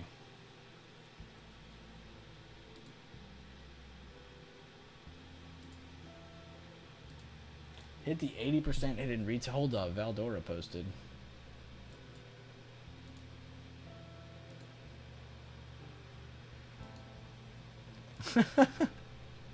Such a smartass. He put hit the 80% hidden retest entry on the 10-minute chart. I wasn't able to manage, so I set an end profit stop that got filled. Wait, what? An end profit stop. Oh, okay. Mainly showing this to show that the BB course is a scam. What a legend. Gotta love our detailed comedians in here. Daffy asking if this is finally the bottom on SPY. Potentially. I really need to see a lot more. You could say the selling has slowed down. I'd agree with you there. But I don't know if it's over. We can always check up on our sectors too. And you can see tech is still free falling, so that's definitely not helping. Healthcare still trying to hold green, which is a very good sign because it being the second largest sector in the market is a good sign that it's green, so it's good. Of course, banks not helping anymore. They were looking a lot better not long ago, but definitely pulling back a lot more now. And of course, discretionary and comms hitting good levels, but definitely still down in the gutter. And you can definitely see that there. Very good show of strength by IWM. Right as they were hitting a good level too, I was saying like this could sell off more, and of course they end up holding really well. They move back up. They smack their previous day close. Sorry, I'm not looking at that right. So you get two good chances against previous day high and previous day close, which is interesting. And the reason I'm pointing towards puts more than calls on this chart is because it's one, already been in a potential move where it's already been flying, okay? Two, SPY and triple Qs have slowed down significantly over the course of multiple days, yet IWM really hasn't.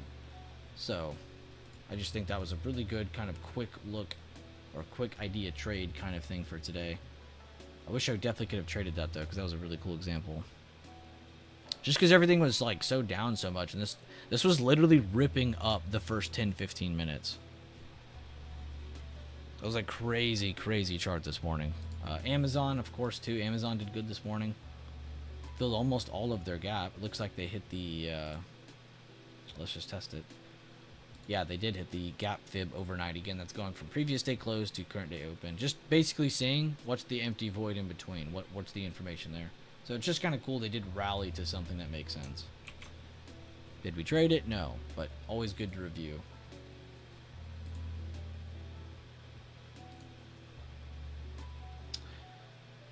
Tesla investors are like, please stop, please stop, please. We just started seeing green. Don't do this to us so early.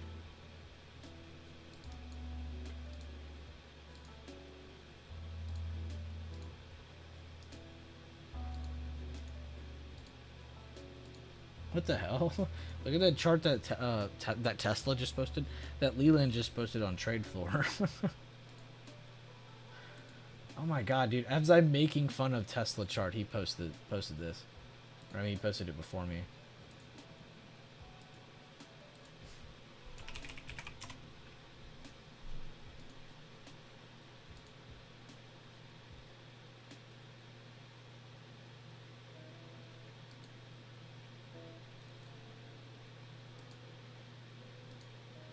He said Tesla could keep selling. I'm still buying.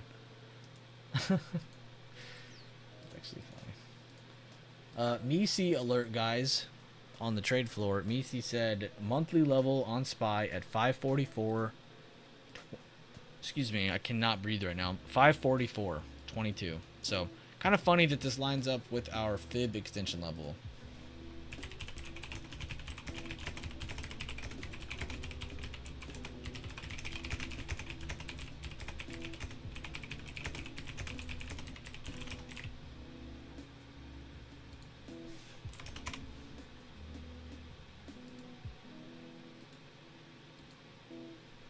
I said almost smack dab on our last fib extension level for the day too. Wow, crazy how that lines up. So that is crazy. Very, very nice post there, Matty Clams. Very, very nice. You guys should definitely... I'm not going to ask for a show of hands, because I'm not going to make everybody do all that, but you guys should definitely take time to check out the post charts channel more often, or the trade floor more often in the morning.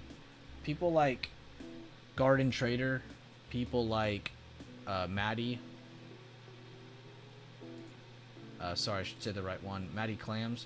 They post these charts, and he does this a lot in Premium and Lifetime too, but these examples that they do of these charts, like, these aren't like levels that you can't get. You could literally have every little line that he has on that screen and have the exact same game plan as him. And it's just a system. It's not something, you know, that one person can do all in there. Like, this system on its own is great, but you guys definitely got to work together on posting game plans, and I try to do that more often than not. Of course, it is me, but there's a lot of people I see do that on their own in chat. I really hope you guys are taking notes away from how they're doing it as well, because it really isn't like something that only I can recreate. It's something that anyone in here could recreate. This isn't like some hidden talent or skill, or like something that's like, you know, gatekeeped away from being able to do it. You know, you guys could, anyone could do this. Anyone can stream, anyone could run through these game plans, anyone could talk about, you know, level to level or candle by candle analysis, you know, just kind of covering the micromanagement side of things. But I just want to see more of you guys mature, and I think that's a really cool way of doing it, is just kind of putting yourself out there. I can't believe we are 49 cents away, 45 cents away from this fib extension level. This is crazy.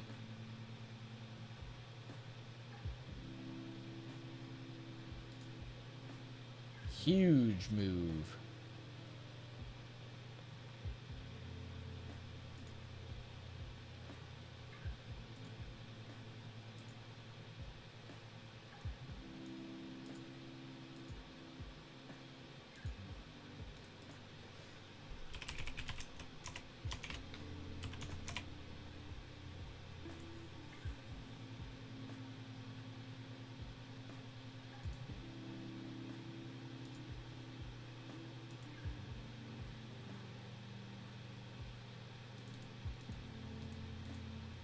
It's almost 10:30 as well. It's crazy that we're reaching that 5:44 area at the perfect time of the day. I would say between like 10 to 11 is a really good, like, kind of like section. Actually, you know what? I'm not even going to repeat that conversation. If you guys want to know what I was about to say, you need to check out this video. It literally just talks about, like, splitting the day up into 3 different parts of the day, if that makes sense. Oh, wait. Let me make this video public. I just realized I didn't do it Friday. Whoops.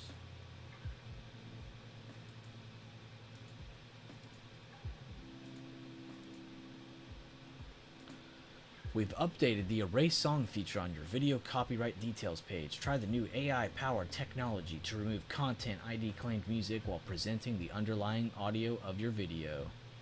Wow. That took too long, YouTube. Thank you. Good job. Let's make this public. Wait, how do I do that? Oh, new low of day again, 5:44:32. Trying to make this video public. Spy is dying. Let me zoom this in a little bit so it's not as hard to see. There we go. Ability public.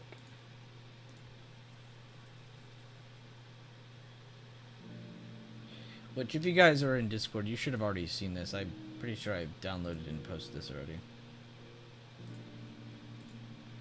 I just want to make sure you guys have this link. So here you go. Definitely watch this video. It's just kind of cool to think about that there are, like, kind of split up parts of the day.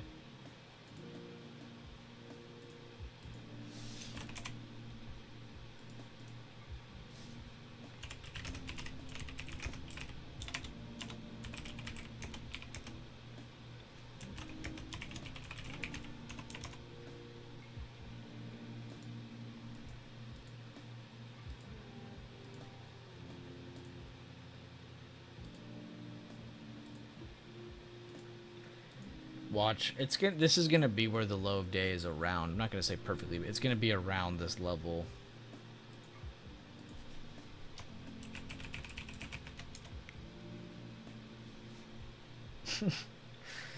Damn it, Kevin. And it might not be a perfect 2% day, but we got a lot closer than we thought. 1 3/4% on that new low day. That is crazy. What a big day.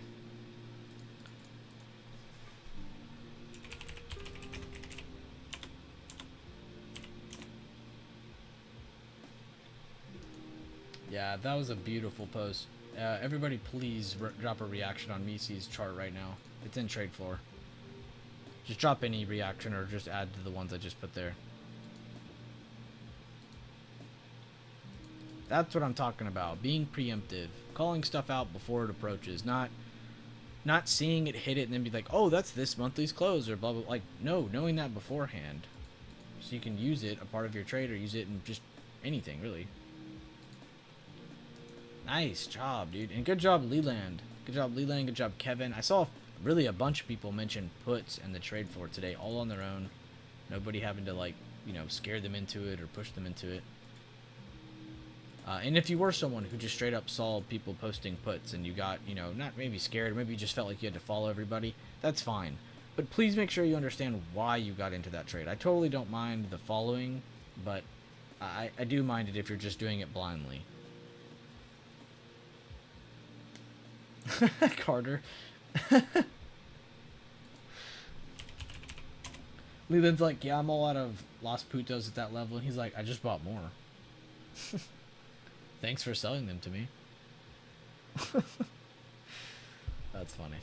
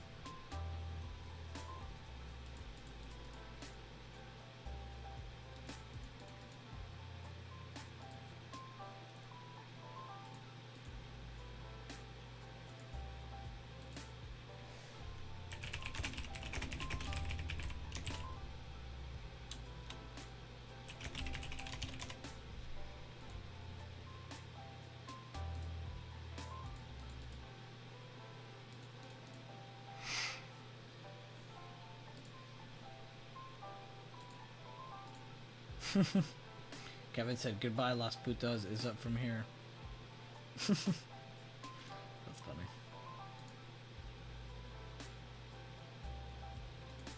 Damn, good job, everybody. I'm just kind of like reflecting on some of the messages in here right now. There's a lot of messages now.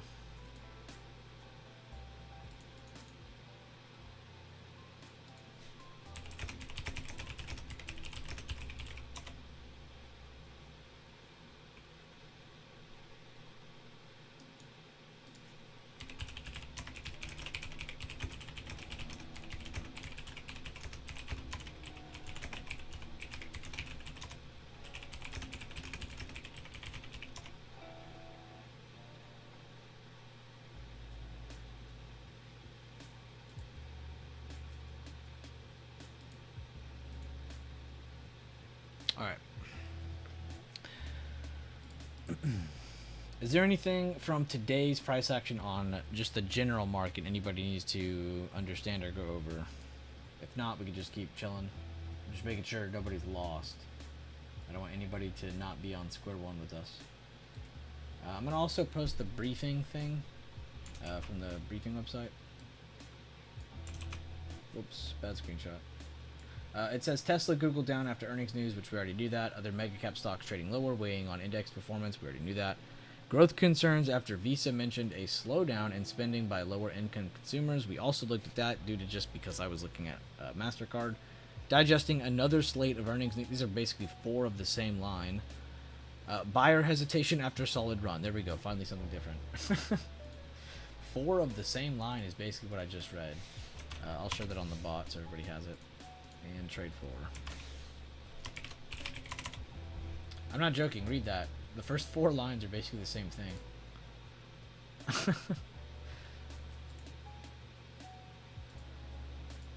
I love that website. It just tells you everything instantly.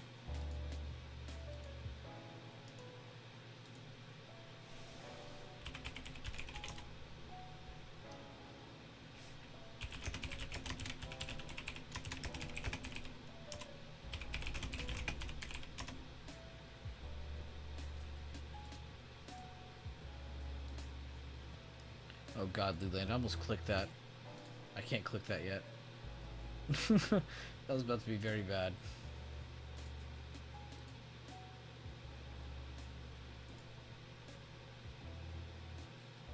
Or wait, can I watch that on stream or no? Or is it bad? Or does it roast somebody?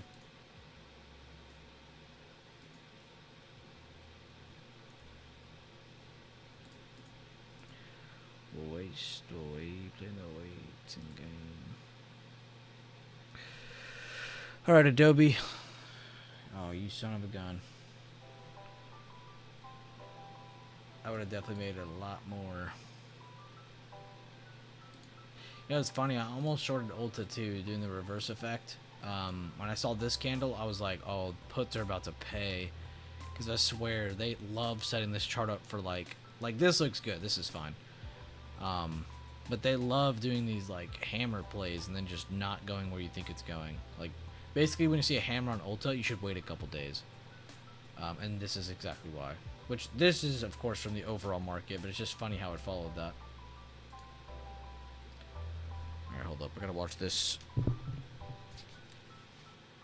I gotta watch this video.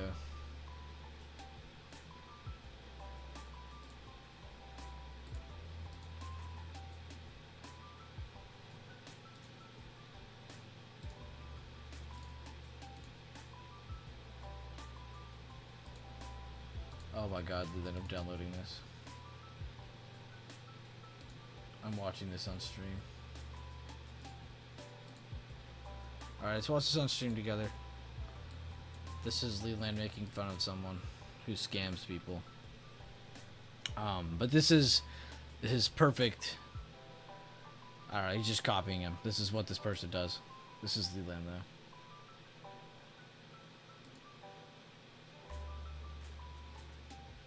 Oh, nice. He's doing the windmill with the line. Oh, yep. That looks good. Damn, he got it to line up at that high, though. That's pretty good.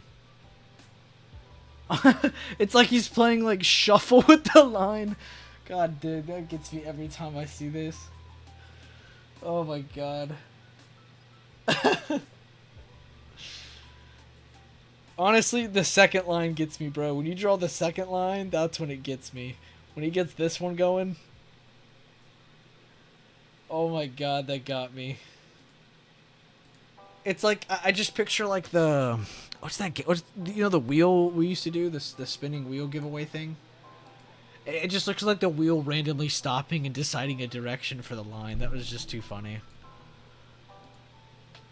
Oh my god, I can't even click anything. All right, well, cool. We might have finally seen Low of Day, or at least the vicinity that it's going to be in. And thank you guys for all the likes on the YouTube stream today. I know we don't have like a billion views in here, but thank you. Put that back down. Did someone say wheel? And then next comment, marbles? No, y'all would be pissed. I uninstalled marbles. I never found another game, man. I never found another game we could all play together.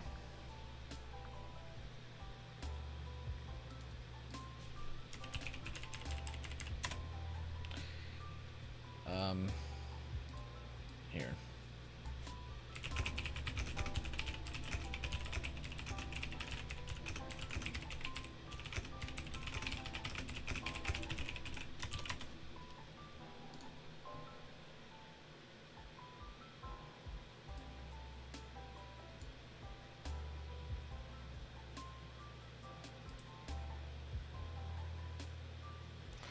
Alright, well, this is proof in itself. If y'all want marbles, we have to go to Twitch. I tried telling everybody. We can't play marbles. Even though that was fun. That was definitely the most fun I've had on a game with y'all. It was a lot more fun than the wheel. That was for sure. Because the wheel is just like me giving away things. Which I guess marbles kind of turned into that too. But marbles was like a race, you know? We were having fun with that. The wheel was just, you know, me cracking jokes at a spinning wheel. But the marbles was actually kind of fun. High key, I thought it was boring, and then we started playing more marbles, and we found those maps where we could all die on, basically. And that's what made me laugh pretty hard, I'm not gonna lie. I thought it was crazy that there were maps that you could like completely just be eliminated on. No chances of winning. Like, what? I already gotta beat everybody else out. Now you're telling me I might not even make it? That got me.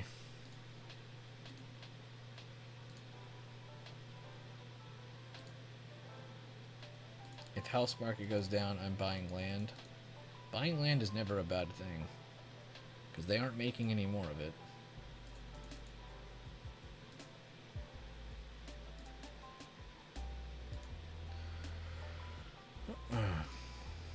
Oh, damn, we had a lot of people leave the Discord. They had to go, I guess.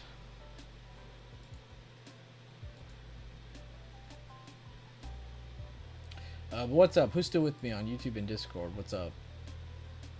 I see Leland and Aloha. Just checking on everybody, seeing how everybody is.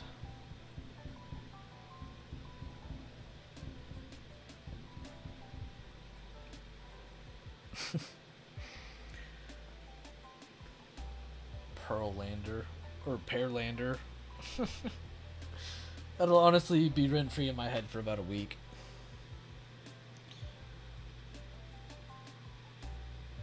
Hey, you jumped to YouTube. Bet.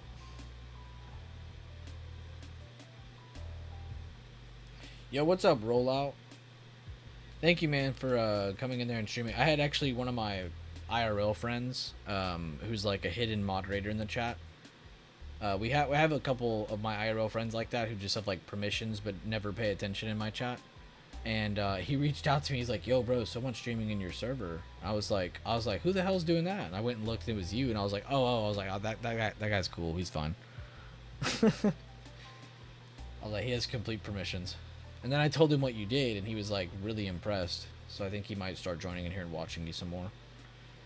So I was like, "Yeah." He just goes back. He chooses out a random date he wants, or he like chooses these different dates and does like different simulated trading. I think that's crazy. Crazy good practice. Those are the kind of reps, and I also like it too because it's not just. Oh, my bad, Carter. Because it's not just the other stuff, but. Oh yeah, that's awkward. I was streaming the video and I forgot Discord guys couldn't see it. That's awkward. I mean, it was a trick to get you guys onto YouTube, and it worked.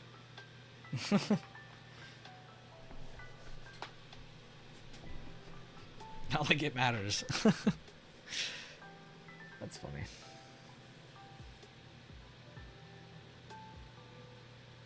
Yeah, Carter, you'd get a kick out of it. You would definitely get a kick out of it.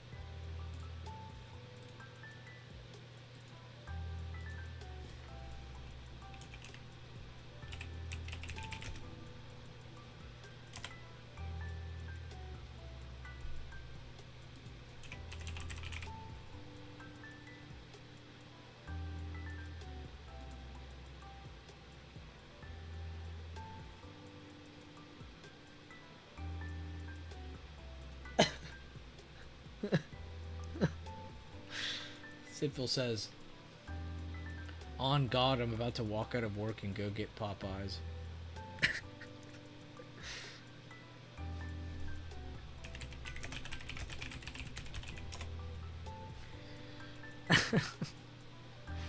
I swear, there's people who try to be funny, and then there's Sinful. Sinful's just naturally there.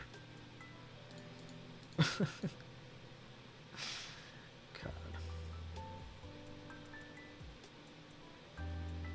The world could be exploding, and he would be like, "I gotta get to Popeyes."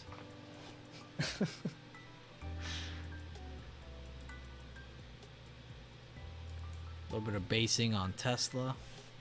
Check out some of our top weights. By the way, if you don't know how my watch list works, if you pretty much just go here to JPM, it's pretty much where it cuts off. From here up, I pretty much just have a lot of the biggest weights of the market. They're not in perfect order anymore, but it's just kind of a cool thing I do to go up the list. Just kind of give myself a quick view of like, all right, is there more red than green, or is there more green than red? Just to quickly get that idea. Which I think today it's very obvious. But not every day is it obvious.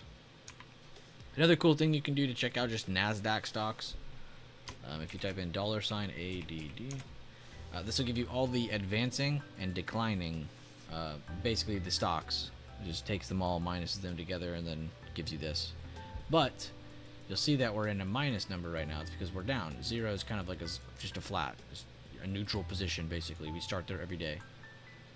But what this does is it shows you how far away from that we move. So you can see actually in the New York Stock Exchange, and this was probably thanks to IWM mostly, we actually did see some buying between Amazon and small caps. We actually did see some buying that got us back up almost to the previous day close amount of price action, right?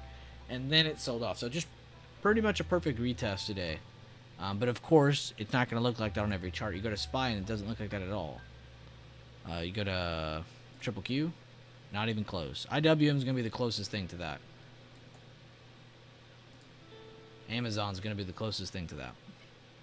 But just kind of cool to go back test that and see, just how much did we pull back or how much did we hold. So even though we're down so much, we actually could be off worse. There could have been a lot more selling than we saw today. It still could be. The day's not over. It's just now getting into lunchtime for New York. An early lunchtime so far. Damn, EMPH at 119 now. That's crazy.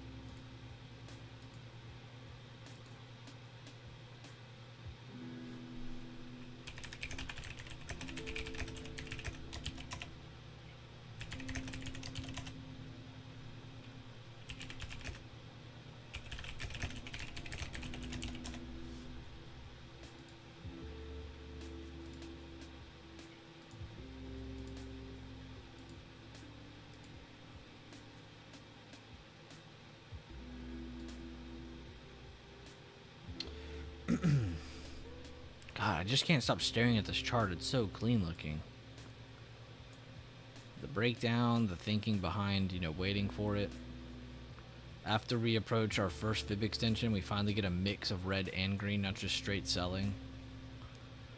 Now that we've made it to 544, we could definitely sell more, but just kind of pointing out to everybody, 544 is a huge line of defense that isn't going to be broken so easily and might not see a lot of movement from initially, which is totally fine.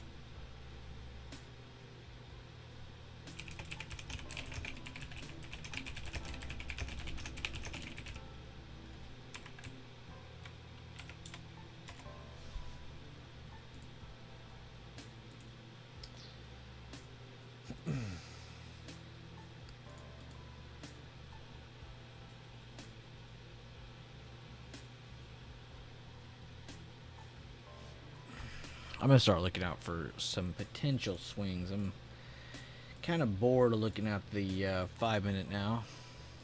Turn on my swing set so I can... My swing set. There we go. I don't need this chart. Actually, it is pretty smart to check these first because I need to update this real quick. So I've been personally updating swing movement, I guess you could say, on SPY and Triple Q the past couple days, really.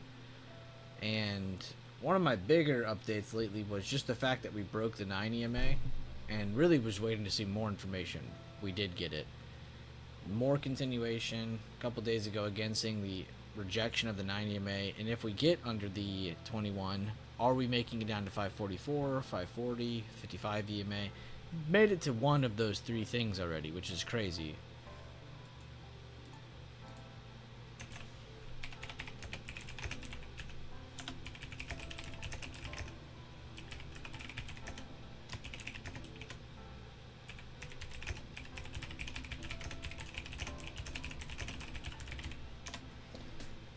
Just post that so I can forget about it. Alright, cool.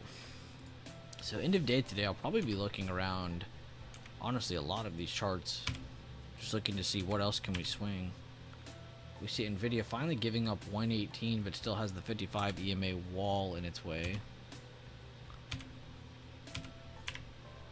What was that? Oh, that was Berkshire. Damn, it looks good.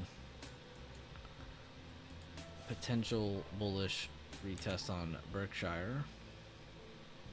Dan, the meta hammer ended up working out perfectly. Very clean. Okay, I need to adjust this time frame. There we go.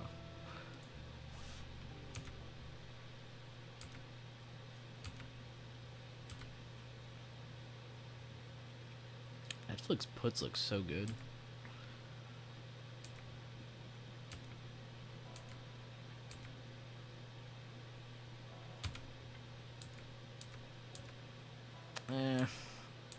It's kind of pointless to look at them now because it's only, well, it's not even actually lunchtime. I keep saying lunchtime, but it's early lunchtime.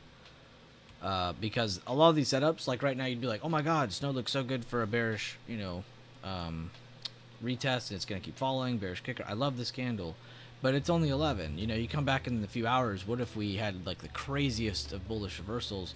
Then you would be looking at an early setup, and it might even be invalid by the end of the day. Next thing you know, you're sitting in a setup that you don't even really like anymore.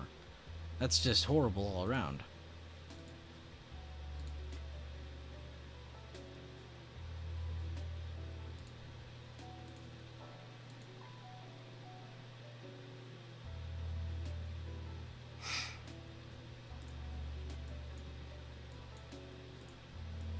Oops, I almost fucked that up. There we go. Rob Taylor said, NVIDIA, come down past 117. Yeah, that 118, 117 wall is just very, very strong. Even with SMCI, AMD, a lot of other stocks in that sector pulling back down, NVIDIA still didn't sell off as much as it could have.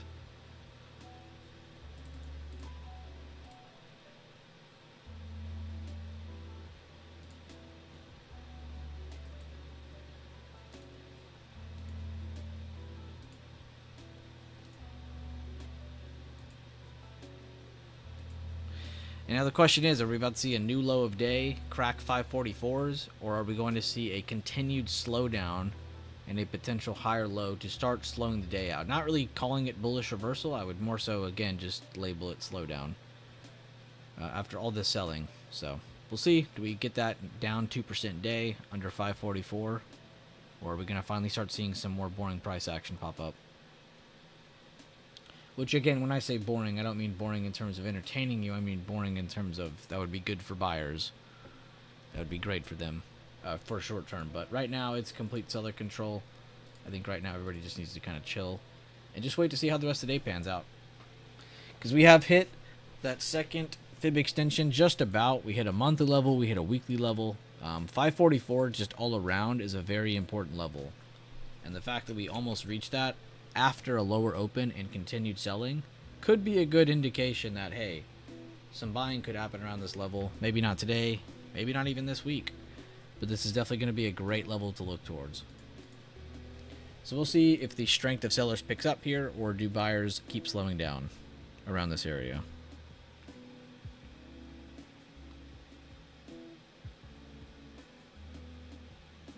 Which that might be it for all the entertaining price action, but still good to just review it.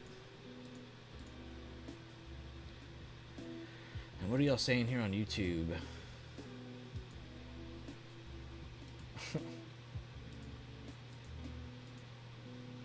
What's good, Maddie?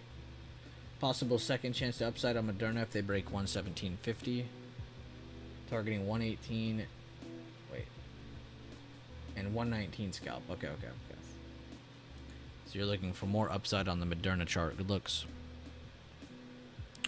Which I must have been late on your call out, because it looks like they've already smacked 118 just now.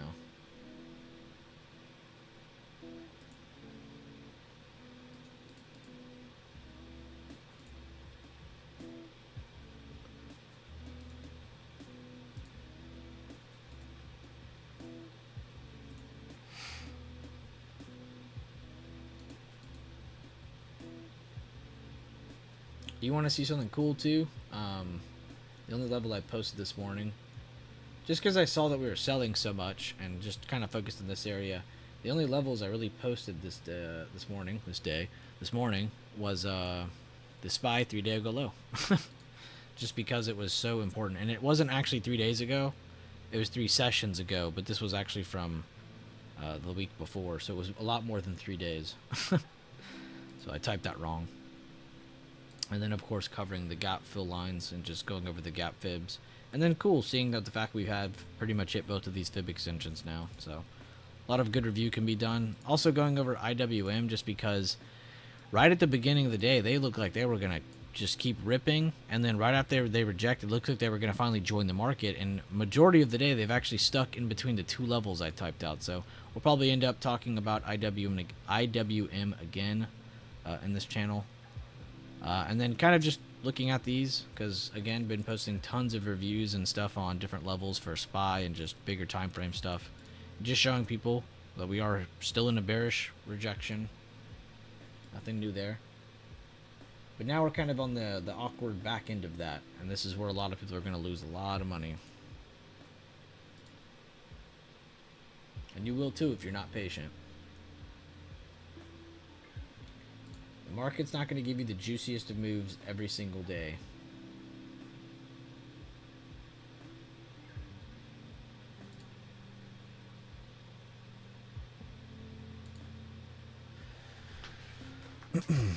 Anybody got any cool jokes or funny jokes or stories they want to tell? Any charts anybody wants me to pull up here in a minute?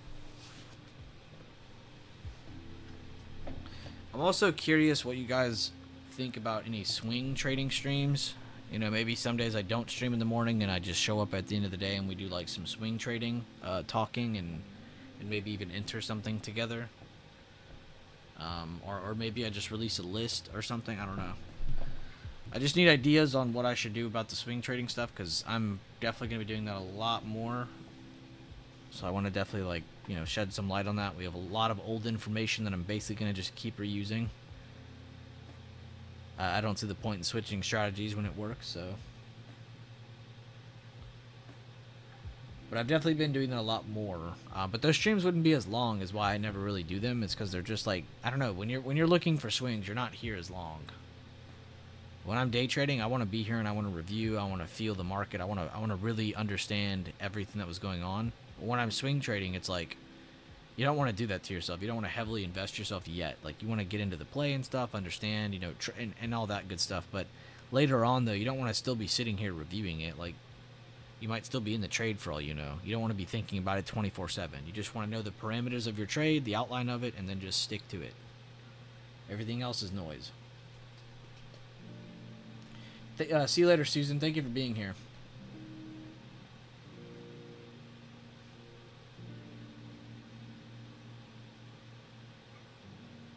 Yeah, the swing stuff's fun. It's like, I don't know. I don't really know how to explain it. Like, why I like it so much. It's just like I don't know. Like, you ever like find like a knack for something, or like you're really good at something, but it's not really anything like crazy. like you're the best at flowers or something. Like, it's the same thing with like swing trading. Like, you'll find a couple tickers like that where you're like, wow, I'm really good at swinging this, and then you'll find a couple that you really like but you suck at, and you're like, why can I not get this down? And it just becomes like a little mental game. But I love swing trading. There are so many cool things about just swinging and the different tempo of it. Like, I know if I'm grabbing a same week contract, right, and I'm swinging, I need to know that I'm making a decisive like approach right then and there. Like, I'm getting in or I'm getting out. Like, I can't sit there and hesitate. Let's say I grab a contract with a lot more time. You know, I can play with a little bit more. There's a lot more thinking involved, and a hell of a lot more emotions involved. But I don't know. It's cool. It's a weird feeling. Whereas like scalping and day trading, like, you're in, you're out. You know, you're not trying to sit there and like prepare, you know, a huge swing that's going to happen over the next day or two. You know, scalping, you're just in and out. But swing trading, the in and out is a lot different. The tempo of it, it's weird. Again, like I said, I don't know how to explain that, but I think it's just the tempo that makes me like it so much. Because like, it feels quick, but you have like a day of rest in between. And you're like, okay, well, I can think about my decision a little bit more.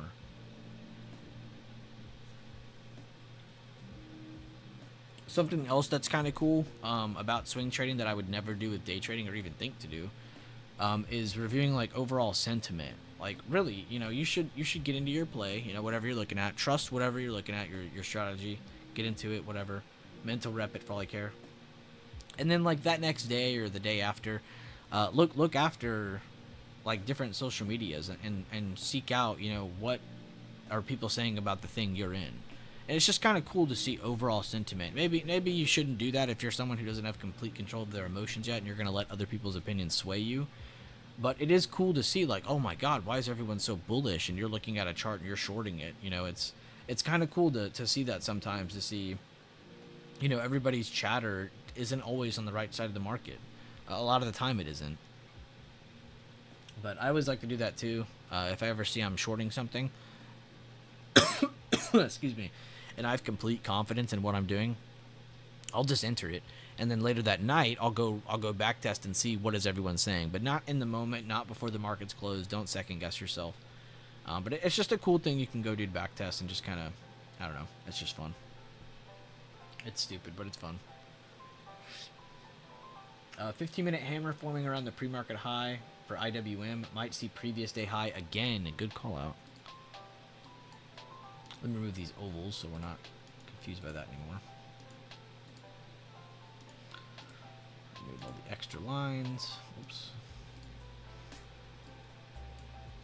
And yeah, I've been enjoying the IWMTA a lot more too. They're moving very well lately. Maybe not as awesome as I would have wanted them today. But yesterday they were kicking ass. A couple days before in a row they've been kicking ass. It's just a really good chart to go check whenever you don't like the looks of SPY or Triple Q. I swear, whenever these don't move, this moves. Whenever this doesn't move, these move. Everyone always uses the dollar to help them out, but I swear, just using the small caps and the big cap rotation is really helpful. But good call out on IWM, Carter. Good call. When I say call out, I mean like good breakdown of something that you said about the chart, not like you were saying get in puts, get in calls, like not like that. The call outs in here are a little bit more mature. We're not sitting in here to piggyback each other.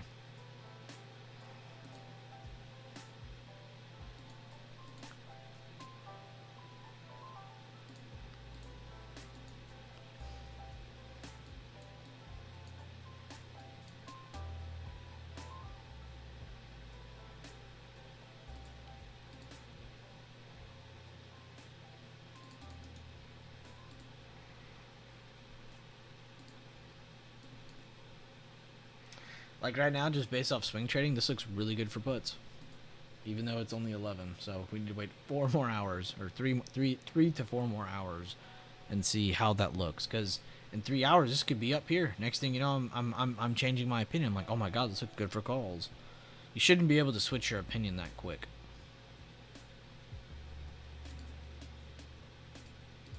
So you should not make your swinging decisions before lunchtime has even happened. I'm just going to leave it on this for a couple more minutes. Agree on the swing stream? Okay, cool. Alright, well, I need help then. What time should I be doing this? How many of them should I be doing a week? Because we're not doing 5 of them a week. Should I try to do like 2 a week, 3 a week? Should I do them only for power hour? Should I try to kind of start the stream an hour early and have 2 hours in that stream? Kind of the last 2 hours of the day?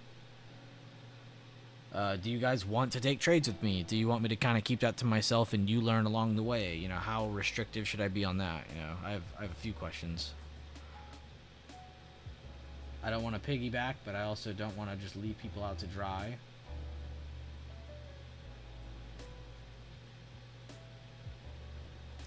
Yeah, I always look at between 1 and 3 o'clock, Maddie. The last 2 hours, basically, are the only times I think I'll ever enter a swing. Unless I know it's like a long-term thing and I just don't care. Then I'll just do that, but that's different.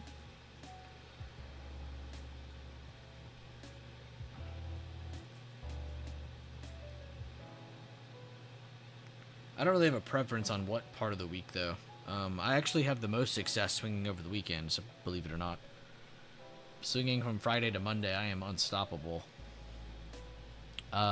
Beginning of the week's pretty good. End of week, I really don't have a difference on those. Those are fine to me. You have a preferred time for entering swings? 2 week, later in the day, maybe nighttime, and maybe hopping a couple together would be fun. Last hour of the day, yes, swing stream would be great. Alright, well, maybe we'll do the last 2 hour of the day thing a couple times a week. Let me...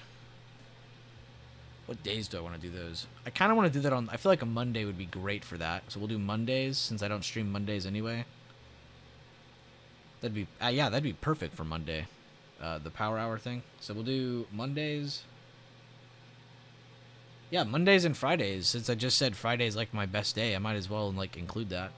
And then Mondays would be perfect because it kind of leads into what I just swung from Friday. Okay, we should plan for that. Every Monday and Friday, we should just do like a 1 o'clock to 3 o'clock stream. My time, Central Standard. So basically the last 2 hours of the stock market. Of the open market. No, that's a good word. That's a good breakdown. Okay, okay. See, this is why I talked it out. I wouldn't have thought about it.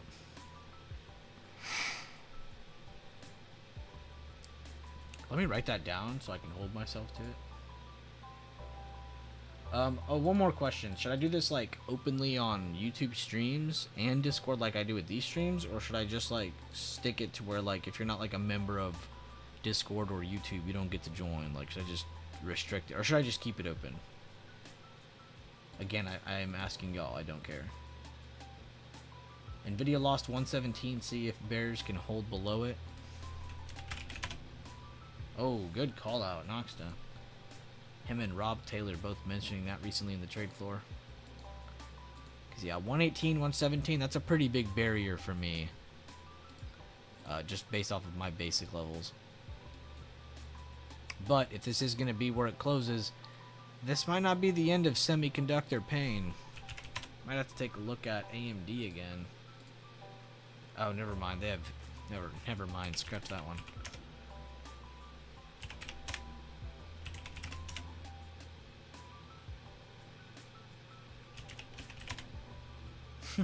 Go long on SOXS. You could really mess with people. You could do minus SOXS and really mess with someone. This is a bearish ETF, but we flipped it, and now it looks like it's actually bearish, but this would actually be bullish. Like a double reverse.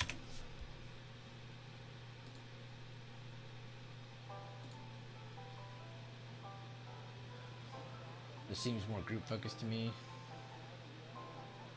Open, please. Everyone eats together. Members only, both Discord and YouTube.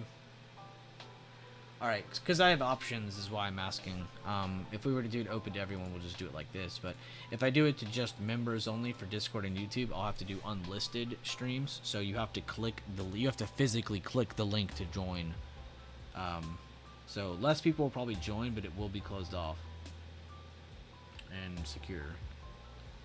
But we probably should do it unlisted, because then, you know, people will be like, oh, you're swinging this.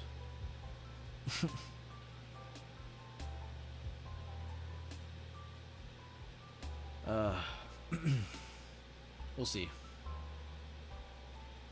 Maybe we'll do a couple unlisted first, and then we'll move towards doing it more public if we want. But I'm pretty much just going to let my members decide. And we actually did make a new low of day. 543.92 hitting.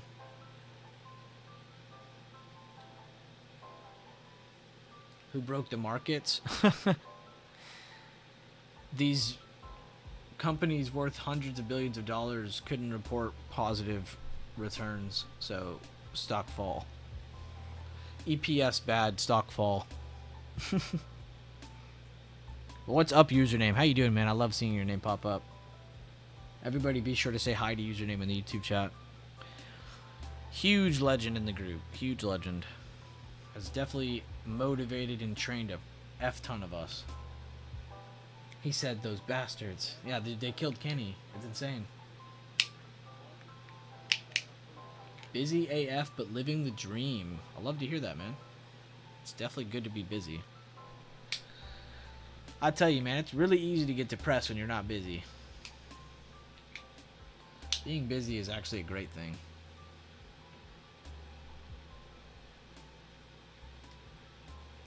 JD said, "Was what's that movie called again? With the "Was up" guy? Was Adam Sandler?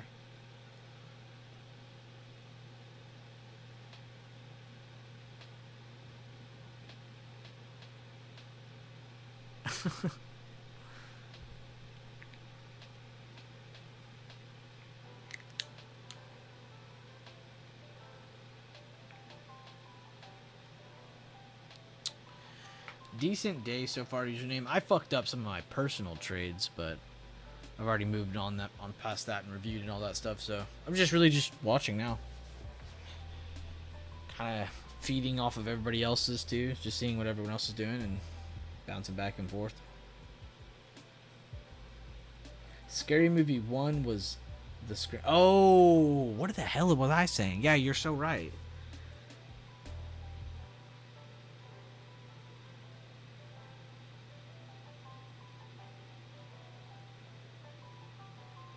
That is true, Dr. J. But also, I mean, there's a couple truths inside of that sentence too. Like, with purpose brings happiness too. Like, having purpose, or having like a, a route, having a path to go, it can bring happiness too. It's really cool. I feel like I'm always depressed when I'm not doing something, or when I'm not doing, when I'm not working towards something or following a routine. I feel like it's really easy to just fall out of line, fall off the track. But it's really easy to get back on that track when you could just, I don't know, when you have something to work towards, when you have progress that you actually want. There was a commercial that did it first, and Scary Movie was making fun of it. Okay. I don't know why I thought it was that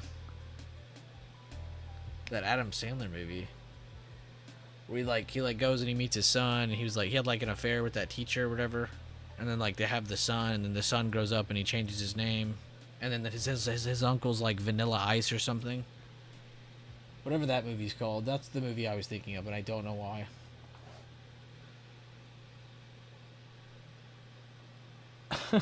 Oh, Bud Light, or maybe it might have been.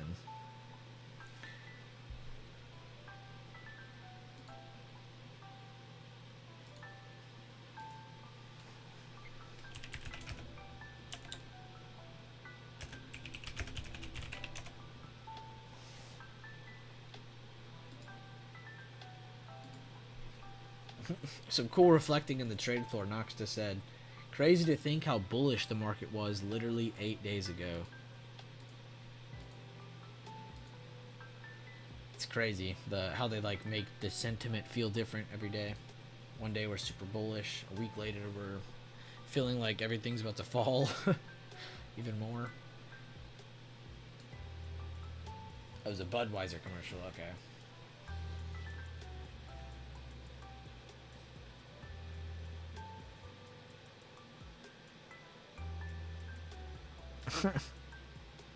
That's crazy how you remembered that. But yeah, I saw when JD typed "what's up" with the Z, it was just like "what's up." That's where you like heard that like so many different things.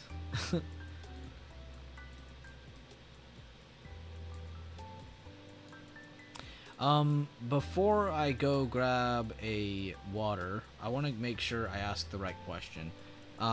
Does anybody have any issues getting your levels day to day for your intraday trading, for your scalping, for your smaller time frame trading? Does anybody have issues getting those levels or zones, or does anybody need to recover up on that stuff? This would definitely be the time to go over it. I'm gonna go grab a water, but please do not be scared to speak up or even DM me, and I won't even mention you by name. If you really are not wanting to like speak out in front of everyone, that's cool. But I'll be right back.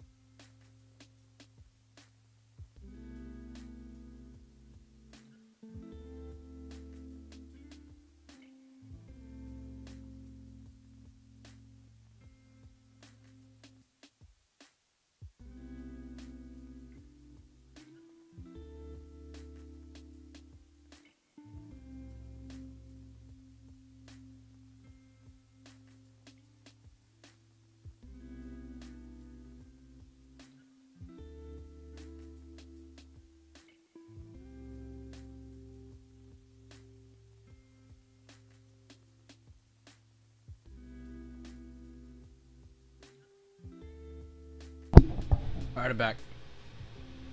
And damn, I just realized almost 100 people clicked on today's stream at one point. Excuse me. I'm dying. It's not finding the levels. Oh, wait, hold up. I want to practice the Lee test. We could definitely go over that too. It's not finding the levels, it's just understanding and feeling out direction at the point of the level, flow, momentum. Better feel for the... Okay. And that's really why... And we'll go over that. But that's really why I was mentioning... Here, I'm going to put on my headset. We'll watch this together. 1 second. Excuse me. Cue the music. Alright. If you're on Discord, it's going to be a little awkward for you. But if you go to the YouTube stream, you can see exactly what I'm watching. I'm just going to click on a couple videos from my playlist real quick. And I want to go over a couple things. Because what he just said is something everyone needs to work on. Me included, everyone. And it's so easy to jump out of line. So, real quick, back to this. So...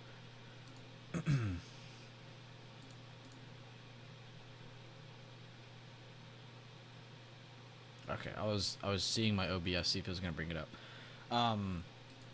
Again, I'm going to repeat what Carter said. He said, it's not finding the levels. It's just understanding and feeling out direction at the point of the level. The flow, the momentum, what's the best... You know, what to look for, basically, when you reach a level. What do you do after that level? What do you do after the next level? What do you do when it doesn't do something at a certain level? You know, just understanding the direction of things. And then he said, best feel overall, that's the reason for the break in mental, is to get better. And I like that a lot. And that's a reason why I made this video here, and the part 2 of this. I know I already said go watch it. I'm not going to say that again to you. For part 1 and part 2. Part 2 is right here. But in this video, I want to find the image. Here it is. So, in mathematical... Alright, so switch your brain off into a different direction for a second. So, in math, when you do those long, crazy equations, you just don't know what the hell is going on, they gave us PEMDAS, and they said, look, this is how you do things in order. Because if you were to approach any mathematical equation, and let's say I gave it to 20 different people, and they did it 20 different ways, I'm going to get back 20 different answers. Sometimes some of them will even match up to be the same answer somehow, right? So it's impossible to just follow, you know, levels or follow math, you know, randomly. You can't, because then you're going to get the wrong answer. So you have to follow it the right way. There are right ways to do things. There aren't just, oh, look, there's a good level there, let's just buy puts under it. No, okay, but what is that level? So one is understanding what level it is you're grabbing. So if, excuse me, if labeling your levels helps you, which I don't do this because I just think I've gotten used to them over time, but I've also been doing this for like years, you know, looking at these levels this way. Give yourself a break. You know, there's people in here who haven't really been who haven't been looking at these levels, but for maybe a couple weeks, you know, or a couple months, or maybe even a year. And like, you might think that's a lot of time, but it really isn't. Like, to understand the flow of things, because it's a lot. It's simple, but it's not at the same time. So, and the reason I like to talk about this stuff is because this is complex. Like, everything about the system is super simple. There's nothing complex about it, except the order to things. I would say the order to things is exactly the only complex part of our system, but it's really not. It really isn't. When you break it down, it really isn't that complex. I just say that because it's a little confusing at first sight. Just like mathematical equations, when you look at them and you're like, what the hell am I looking at? But then you learn PEMDAS and you're like, oh, okay, I just plug this in, and things start to connect. Things start to make sense, right? And that's kind of what I mean here. It's not really complex. It's just like once you fit in that last piece, then it starts to make sense. Without that piece, though, it's impossible to figure out. You're never going to get it. And that's exactly why I made this video, because just like in math equations, there is a correct way to do things. But when you're doing math equations, mathematical expressions, all this good stuff, you have to do parentheses first, then exponents, then multiplication, division, addition, subtraction, right? It's the same thing with the levels, right? I know I added this confusing meme here to help people out. But the levels are the exact same way, right? But we have to like give ourselves this kind of like starting point. Like, what do we mean by doing it in the right way? So let's say, like today, actually, let's just use today as an example, or we can even use yesterday or the day before. It doesn't matter. We can use any day for this example.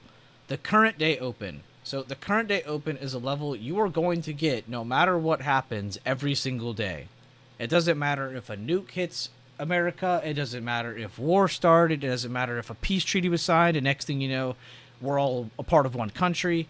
It doesn't matter. None of that matters. You are always going to have an opening price going into the next day. No matter what happens in life, you will always have an opening price, right? Just like we always have a closing price of that day. Just like we always have a high, a low, right? And that's really a part of our system. We use levels of price history, right? So you got to do the same thing when you're looking at levels in this way. You got to kind of number them off, right? So current day open, number 1, that's our first level, right? So just put a number 1 in your head. Or here, I'll draw it. Number 1.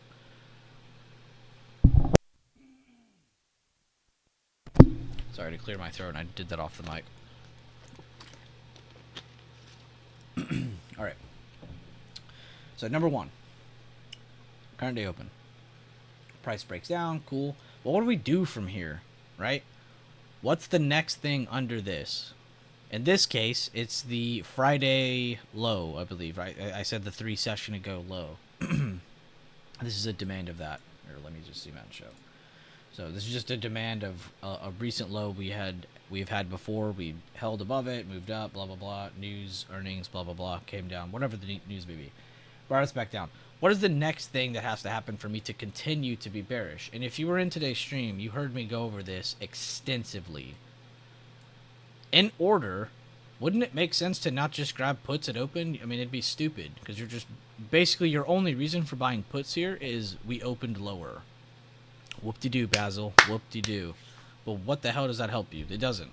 You didn't break anything. You just opened lower. That's all you got. This could have just as easily got bought and back up if, you know, weights went up. Let me move this for now. So what's the next thing that has to happen for us to be bearish? The break of that 3 session ago low. I keep saying 3 day ago, but it's 3 sessions ago. Not 3 days. Right? We're all on the same page still? Everybody's still with me? Thumbs up. So there's an order to things, right? And this is how we need to treat things every single time, right? We're not just shorting because it opened lower. We're not just getting into calls because we like that it opened at a 2 day ago or 3 day ago low. You're not doing either of those things. Because why? Because that would be stupid. You have no reason to like calls or puts at this exact area yet. Why? Because you don't have anything screaming out to you saying, hey, this is trying to hold. Hey, this is trying to continue selling. You don't have anything telling you that. You could go look at your weights. It's great. You could go do all that. That's something. But if you're just looking at this chart on its own, you have nothing telling you that. Which, by the way, to check SPY, you should be clicking through your weights a little bit here and there. But I'm not going to keep bringing that up in this example because I think that's kind of cheap. You know, anything I don't know, I could just be like, oh, just check your sectors, silly. So next thing. I need to make that 2. So here, I'm going to do this. 2. We're doing Roman numerals now, apparently. 1 and 2. So this is the order of things. So to be bearish, to continue to be bearish, I need to see a break of that area, right? Of the next thing on my screen. In this case, it's this area, right? So I need to see a break of this. Then I can continue being bearish with a reason, not just because I opened lower, right? This can be an added on, you know, reason after another one is had, right? If you end up grabbing puts because you like that it rejected or broke under that 3 day ago low, that's great. But you also have a lower open. So this adds into this now, right? Just like with our dojis, we're always like, you know, never trade a doji. This is a sign of something. You know, you're either slowing down next or it's closing lower and it's dumping more, which it's like, no shit. But that doesn't happen with every candle. The doji, this does happen. The doji is a very powerful candle. It's an informational candle. You shouldn't ever be trading off of it. But the next thing that happens is something that you can trust a lot more than usual because it's following this candle, right? So it's like an amplifier. It signals something to you. So you get this new low. We're past that, right?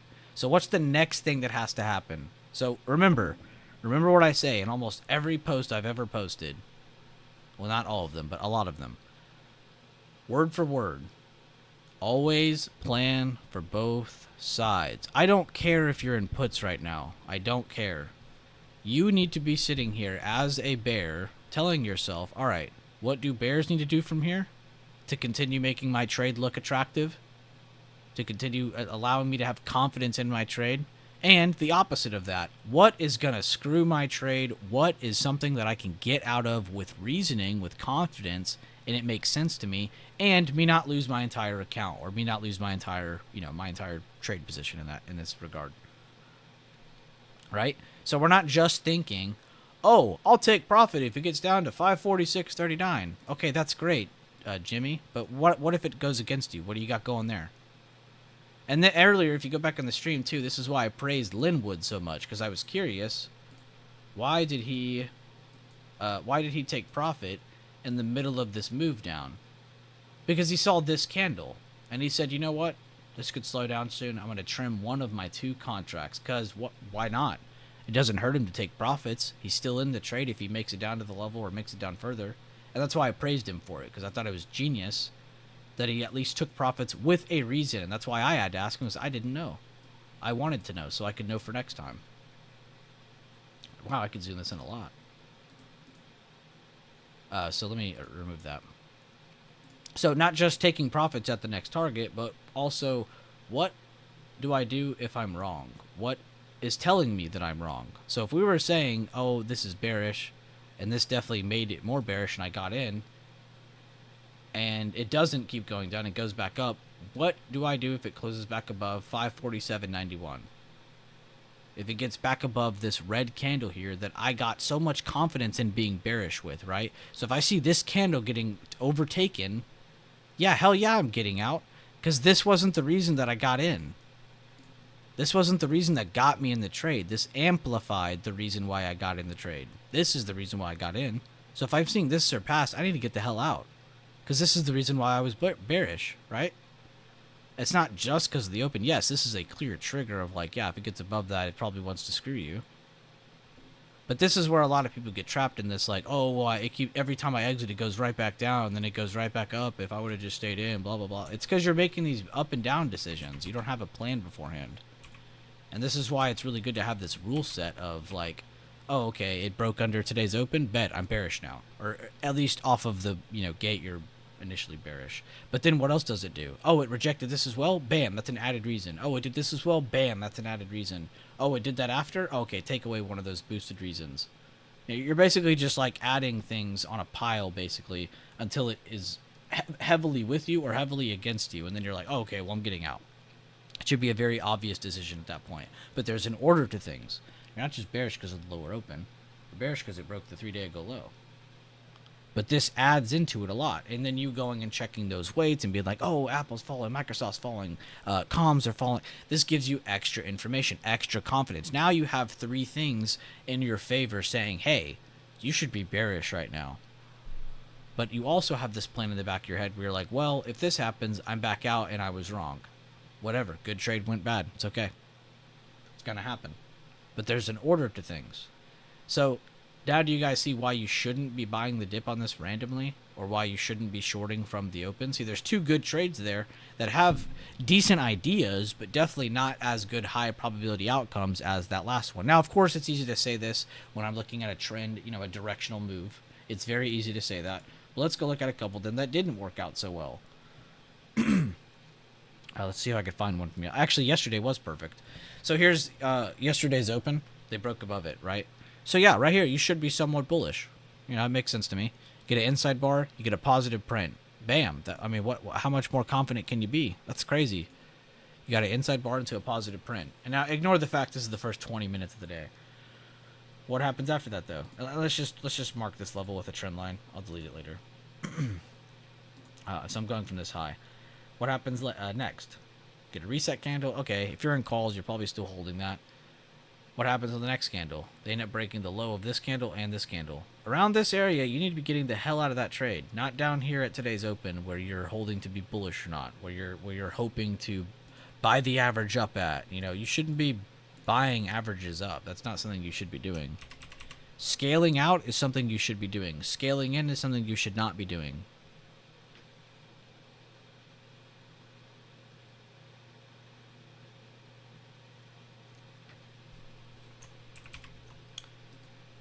Could you just briefly cover the IWM open again? I know we spoke about it, but just to review. Yeah, we can. Was there anything anybody else wanted me to cover on that SPY chart before I moved on?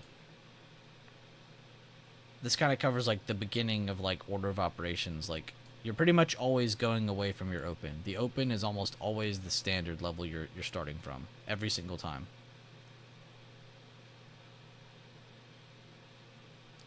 And then you have other levels. What are those levels? This is why I always, and I'm not joking, if you go through my TA routine videos, I say this all the time.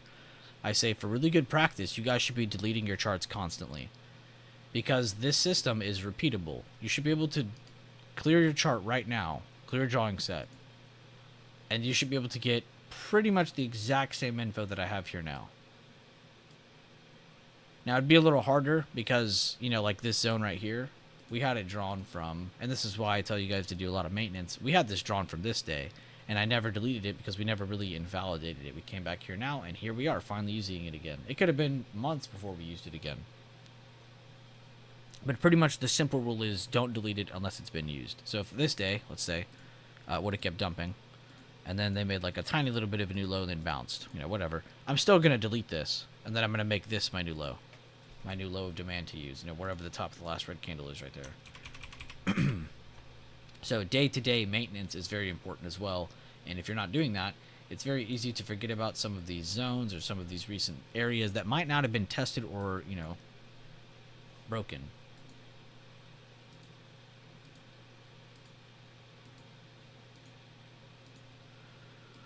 But does that make sense though, guys? Like the order to things? You know, you're pretty much, you know... Alright, hold up. Let's do this. What the hell's going on? There we go. So, lower open. Awesome. So we're just slightly bearish. Cool.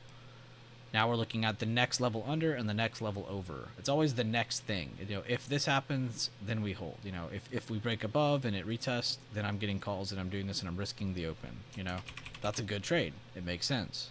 As long as you're making decisions that have plans, you know, integrated into them. You're not just like doing something randomly like, oh, I think it's gonna fall and hit 547 today or 544. It's like, okay, cool, that's a cool idea. I love that you're trying to guess, you know, the future, but what is your trade involving though? You know, why did you enter? What got you in? If you can't tell me that besides, oh, I thought it was gonna hit 544 today because of so much selling. Okay, what broke though? What level broke? From what? What is that level? You know, if you don't know what level you're using to trade or where it comes from, like if you're mentioning a level and you're just saying 547.91, that's great, but what is 547.91? What the hell is that? No, understand the importance behind the levels that you're drawing so you can trust them more, so you can have confidence in them, right? This isn't just another zone to me. This isn't just a supply or a demand to me, right? This is none of that. It's an important area that we have yet to break out of. So if I see it break, I have to understand a pretty good size move can come from that. And if not, they retake it, then okay, so be it. Let's say, like I said in that other situation, they make a fake low a different day. They ruin this zone, and then they make a low here, and they retake, and then we never see this broken again. Then you just delete this zone, and you make this the new zone. It's simple. It's simple day-to-day maintenance. But before I move on, this is all good, right? Everybody understands, like, there is, like, an actual order to things. You don't just do things randomly. It's level to level. But candlestick to candlestick analysis, level to level. And it sounds weird. It sounds like it's a lot, and it is. It is a lot. But it's one of the best ways to read the market because you're actually reading it correctly. You're not just going off of, oh, this indicator told me it did this and that and then this and that. It's okay. I don't care about that. It's... Where's the damn chart telling you? What are the candlesticks telling you? Also, you haven't seen me use volume in a very long time. Like, even volume can lie to you a little bit.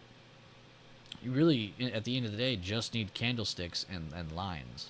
Levels. And at the end of the day, you don't even need levels. Every time I've talked to somebody, and you guys have literally been here when I interviewed somebody from the New York Stock Exchange, but all the bigwigs, anybody who's on the floor there, anybody who's in the game at the New York Stock Exchange, you know, on the actual floor, they don't use levels. They see them, they even draw them in their heads, but they don't draw them out like this. You know, they're not even using as much assistance as you and I. You know, someone like you and me are drawing these levels. Someone like Big Money, they're not even doing that. They see the chart like this. Whoa, I almost fucked up. There we go. They're using a chart like this.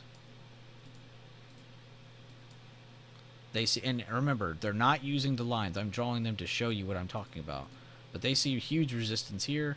They see huge resistance here, right? They're reacting to just the most simple support and resistance you can find. And it's funny that I say simple, because what else is something simple that all of us in here know very well? The TA routine, the BB system. These are very simple systems. These aren't anything special. There's nothing complex about them. There's nothing that's, big brain or whatever people say these days. There's nothing crazy about them. It's very simple levels. And that's what a lot of these big money, big wigs, big traders use, are just the most simple pieces of information. Yeah, some of them have EMA, some of them have moving averages, volume, all that stuff. But it's all very basic. So again, just try to keep things simple is really my best advice. And I'm not really giving advice out. I'm just trying to really just express something I've experienced, and I would really say keeping things simple is the best. And like I just said, what's more simple than candle to candle or level to level analysis? That was a lot of talking. But let's go to IWM now, and we'll go over that as well. Let me read what you are saying real quick. I can do mine pretty good, but I normally go review your chart and levels to make sure mine are close, using Webull, and some candles vary, and make adjustments accordingly. Okay, yeah, and that is true. They are off a little bit sometimes. Oh, sorry whoever joined and left. Sorry to bore you so quick. Okay, but that's good. Linwood, that was Linwood who said that. So he takes the time each day or each time he trades to actually go look, are the levels off or not. And I know I don't post them every single day, but I almost do. I don't think I did them today. I posted them late just to kind of give people a vague game plan. Whenever I see we make big moves in the market, I know everyone has a chance of freaking out. I try not to post as much. I try to post less so people aren't reacting to as much. And then I just try to post what you should be watching. Like today for SPY, all I posted today was just watch the 3-day ago low. Just watch this level. That was it. That's all I had posted. Because that was the main thing. And then, of course, the gap fib, but that was if we got upside, which we did not get any of that. But sometimes, keeping it simple is just the best way to go. But let's go look at IWM now.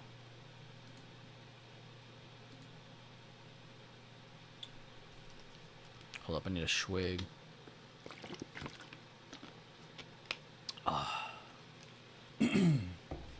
God. Water is so good. Good morning, BB fam. Was just busy at work, missing all the downfall. Hope everyone here is banking. What's up, Mikey? Glad to see you, man. And thanks for tuning in, even though you're busy as hell. And yeah, very, very crazy day. Very crazy day. IWM, you can see, not actually that crazy. Okay, so Carter, let's go over IWM again. So the main thing I was looking at this morning, and you can look at this in tandem with SPY and Triple Q, because you can see huge gap down, continuation through the first 30 minutes at least, right? Huge gap down, huge continuation through the first 30 minutes at least. And these are all connected. These are not going to just go opposite directions all the time, but a lot of the time you'll see rotations into one or another from another.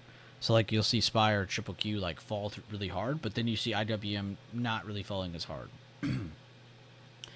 So it doesn't really care about the meaning of why that is, but we just need to understand that they should be going with each other more times than not. So what I'm seeing here is that in the first 10, 11, 12 minutes probably, if we go to the 1 minute, we could truly see the answer here. So yeah, for literally the first 11 minutes, we just went straight up and smacked the previous day high.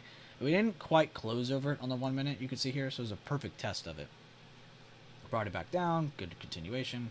Has a chance of holding for a bullish support and giving another chance of smacking that previous day high again. They didn't even bother. Next candle closes back under again. Okay, we're back down to square one again, basically. So you're looking to see how do they hold around current day open. What was interesting to me is that SPY was actually just free falling through the floor. Triple Q is free falling, but you went to IWM, and I actually, for a moment, this number here was green. They were green. They were actually up on the day, which is crazy. So that alone just gave me kind of small confidence that this will probably come back down again unless we just see a good hold over the previous day high or that close, and maybe they keep it towards the higher side of things, which looks like they tried their best to, because you could see even though they fell back down, they're still hanging around this area, not really free falling towards previous day open, previous day lows. They are still hanging around this area, so it's still really not that weak if you want to, really sum it up. But that was really just the main thing I took away from IWM's open today, was that it was strong, while everything else was definitely not. And even if you went through the weights, they were all pulling back, so it was pretty much inevitable that this would at least come back under the previous day close. I ended up posting it a little bit too late on my second update, and there was no play for it under 220.50s, so I guess we'll be looking at 220.50s and 223.86s or 75 for a bit. This will be our new range for IWM, which is totally fine. I don't mind that. Also on the daily, I noticed too, if this would have kept that bullish breakout, it could have been a 3 white soldiers, which would have been very powerful for a potential bullish continuation to maybe go smack new highs over that. But now it looks like, because of how much the overall market's pulling back, it actually looks like IWM's just inevitably going to have to follow them. So I'm not saying it's coming down to the ground, but it'll probably come back down and smack 215s over a short period of time if the small caps do not keep up. So we'll have to pay attention to that. Also, make sure you understand the weights of this sector. I don't even remember them all, and I remember most of the sectors. But small caps, very, very, very, very, very important. Is there anything else you wanted me to go over on IWM? There wasn't as much I could cover on that one. I was just going over my opening thesis, kind of, because it was just, I don't know, it's just plays like that. Like, you can make plays like that when you have simple game plans in front of you. When you're taking level-to-level trades, it's okay to be like, well, everything else is literally falling. This should probably follow. Let me wait for a good level to break. And then, okay, bam, previous day close breaks. Pretty quick result, too, because, 2 candles later, next thing you know, you're under the day's open. But then, again, 4 candles later, and you're holding a higher low, closing back above today's open. So, I don't know, bit risky there to take trades like that. That's why I highlighted 220.50. But now it actually looks pretty crazy. They've made multiple tests of this previous day close. They got one here, they got one here, a good lower high away from that. Now they're actually getting some selling pressure away. So the only barrier really keeping them here is really the open and the low of today.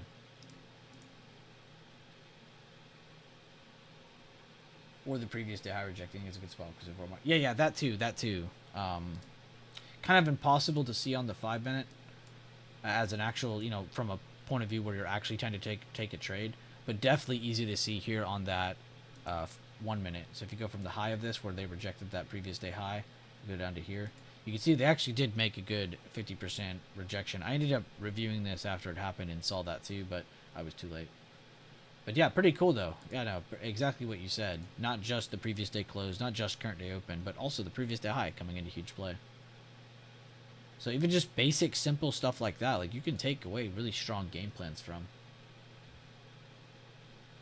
I think also reminding yourselves to pace, pace yourself. Not every day should you be looking to catch a 2% move, Not every day should you be looking to, catch these just gigantic moves, The market has to pace itself. It's just like you and I. We don't go to the running track and just go hit 50 laps in a row. Like, nah, you probably take a break in between and get you a sip of water or a Gatorade or something, and then you go run some more. That's the market. The market has energy too. It's not just going to keep going up or down. It's going to have to take these little, breathers in between, I guess you could call them. But inside of those breathers, inside of all that resettling and restructuring of whatever ETF or index or indice or individual equity that you're looking at, there's going to be something else that's moving. So make sure you find yourself a nice little list of stocks that you like to look at. You can see I have a huge list, but that's because I like to look at the market in a methodical way. I'm looking at SPY, right? SPY's a big ass pie in my head, at least. You come down here, these are the slices, but these are the little ingredients that are inside of those slices, right? So if I see Apple, Microsoft, Amazon, Nvidia, SMCI, Google, BrickB, Tesla, Meta, they're all red, I now know 3 of the top 5 sectors are red. Just by that, just by seeing them. So, come up with methodical ways to help you remember certain things about different things that might be important to you. Let's say you suck at stop losses. Come up with a couple ways to kind of remind yourself, hey, this should be your stop loss every single time. Or, hey, you just broke under this level and now you're in puts. Bet that level that you liked, that's your stop. You're getting out if that ends up hurting you. Or as soon as you see a slowdown, as soon as you see a doji, like what Linwood did earlier, whenever he took that profit on his first contract out of the two before the level hit, he did it because not only was he up in his position and he could trim and get out of some of the risk, but also because he saw the weakness and the price action. He saw the possibility of it slowing down.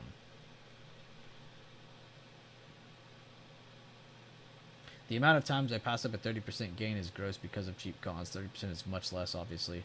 No, but 30% is huge.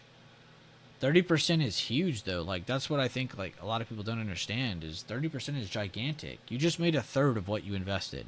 But it hurts not just your mindset, everybody's mindset, when we sit here and go, oh, but I only spent $100 on this contract. Oh, I only made 33 bucks. I didn't make shit on this. It's that mindset right there that could hurt you. It's like, it doesn't matter how much money you made. That's the outcome of the percentage that you made. You invested that much. That's the percentage. That's not the quality of your trade. The quality of your trade was 30%.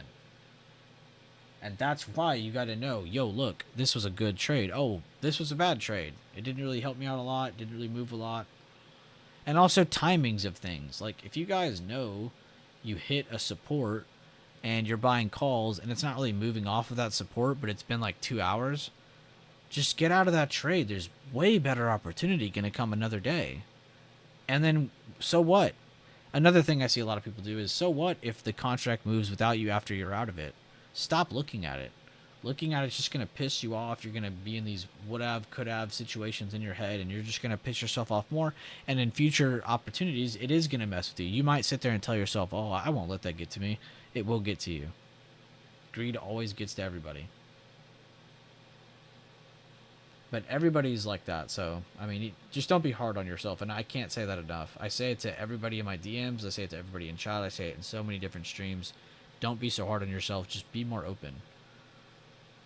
Because there's so many people in here who give a shit about you. I'm not just talking to Carter, I'm talking to everybody. There's so many people in here who care.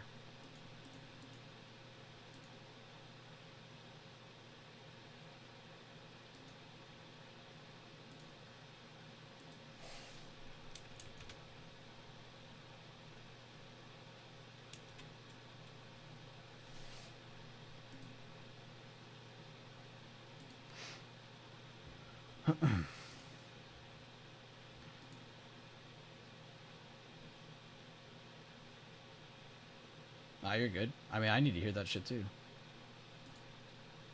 I should turn the music back on. It's a little quiet in here.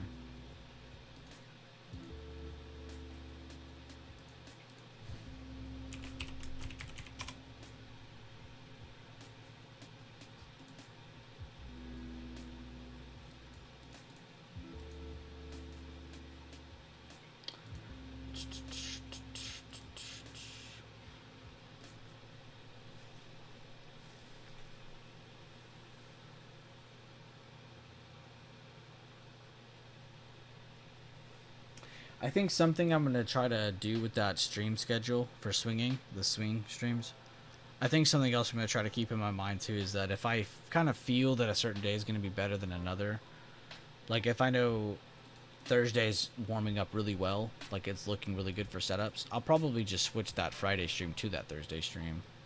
The end of the day on Thursday, and just warn everybody like, hey, I'm just going to switch it to now, because there might be moments like that.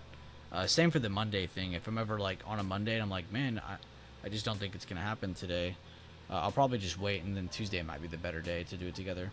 Because I want to be able to catch a couple trades with people, but also be able to explain things in real time. It's not just about, I want to catch plays together. It's a whole lot more than that. It clicks a lot better when you're doing it in the moment. I'll tell you that. Like when we go over bearish retest and you're sitting there kind of questioning it still, and then the next day you see it work out, it's like, oh shit, like I just adjust the rules. And then the next, another example, we do the exact same thing and it doesn't work out. You need to know that it's not a 100% setup, and there is no such thing as a 100% setup. We're going to have good setups fail.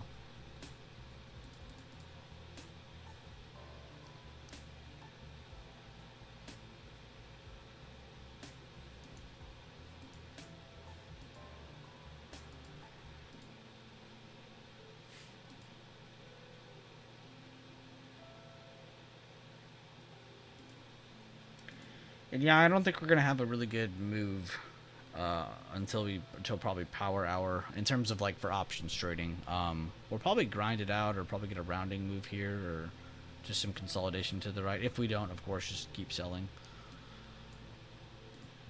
But really good movement today, I won't lie. I really, sometimes, you know, in the back of your head, you're like, damn, we open lower into that support. I don't think we're going to move much. And then you do get that movement. It makes you feel happy because you know that, okay, today wasn't totally ruined. So kind of wondering what's going to happen going into tomorrow and into today, really, for today's price action. And just really the tempo of everything. Oh, yeah, my bad. Can you check my next review and critique it? Yeah, 100%. Was it the one you just put in there?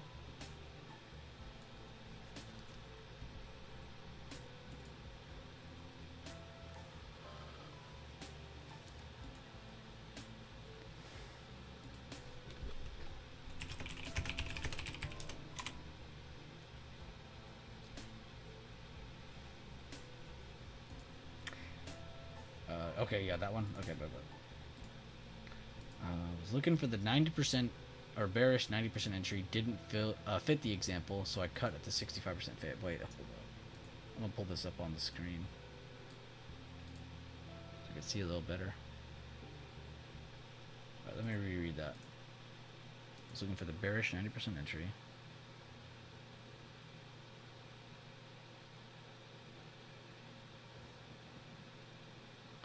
Wait, why is this a 90% entry? Am I tripping? Didn't fit the oh wait, he said didn't fit the example. Wait, never mind. He correct. I'm dumb. Ignore me. So I cut at the 65% fib.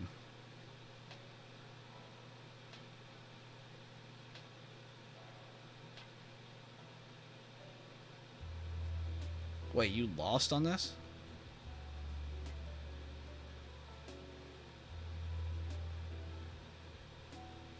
Wait, I'm confused. Did you get in puts or calls?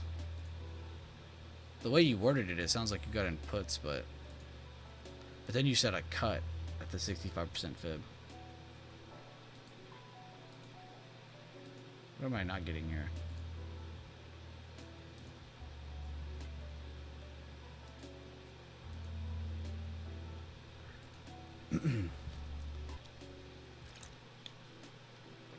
Oh, okay, my bad. I probably should have just known you meant cut as like getting out. Okay. Well, you're right. It's not a 90% entry. You were correct on that. It's just a normal bearish retest. Very clean at that. I love that you're just using basic. Just, oh, look, that's the recent high bet. Try to use my little trick, too, with the supplies. Give yourself more confidence. Like this one. It rejected here before it reversed back down, though. The open of the last green candle was right here. So you could even take this whole little area right here and use that as your trade. And you'll see the lower high actually rejected right here too. So even if you miss this one, you could catch it here again. But either way, critiquing what you actually did. Entry is fine. It's a beautiful entry. Exits, actually perfect because I hate when people ignore this shit. I hate when I see people enter the bearish retest but then ignore this because they want to make it down here. But it's like, you don't get to ignore this. You have to understand there is a legit shoulder here on this time frame right here. You even marked it yourself, where price has to test and break it and close under it and retest under it to move away from it. It broke it once, came back up, broke it again, came back up, gave off that lower high. So now you know you have even more pressure here, but you're still dealing with this shoulder right here. Breaks it, comes back up, finally gives away some pressure away after that lower high came in. So this had a chance of making it down here, but it doesn't have a bigger chance of making it down here until another lower high of this rejection happens, right? Then it's just one rejection. But you get the lower high of that, and now you know, okay, there's definitely more seller pressure here. And that's why this move looks a lot cleaner. But I love your scalp. This is a beautiful scalp.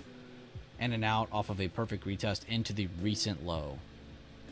Just make sure, if you're intending to take profit on these quick, very close shoulders, that you take profit into that target, not it closing and then breaking back up, because then you'll lose some money as this candle is forming based on momentum. That's beautiful, though. If you had multiple contracts, too, this could have been really good. And something I like to do is if I'm only able to buy one contract land, you should definitely picture like you have like 3. So be like, oh, okay, I trimmed one here. And then just like, even though you're fully out and you're not in the trade anymore, try to keep yourself mentally in the trade. Like, okay, let me move my stop to, you know, the bottom of that supply or my entry point or blah, blah, blah. And then I'll keep my runners in. And then, okay, I'm going to trim another one here. Why not? Okay, it's making a new low bet. I'll trim another one. Yeah, so try to have like a mental rep in your head of fake contracts that you don't actually own after you take profit in your real trade. Just so you can get that aspect of it too. But beautiful trade. Honestly, I have not much to critique here. I really hope on your exit you did it into this level, though. That's really the only thing I could really think about. Which you'll feel that when you're exiting, because you'll be like, why can't I exit? It's because you waited too long and the next candle's forming to go back up. But if you didn't, and you're able to exit wherever you want, that's a very, very good thing. Meaning, you got out in time. I hate when I look at trade reviews of scalps and they're like, I was trying to scalp this, trying to scalp that, and they ignore the very first level on their screen. It's like, what the hell, dude? But you clearly didn't.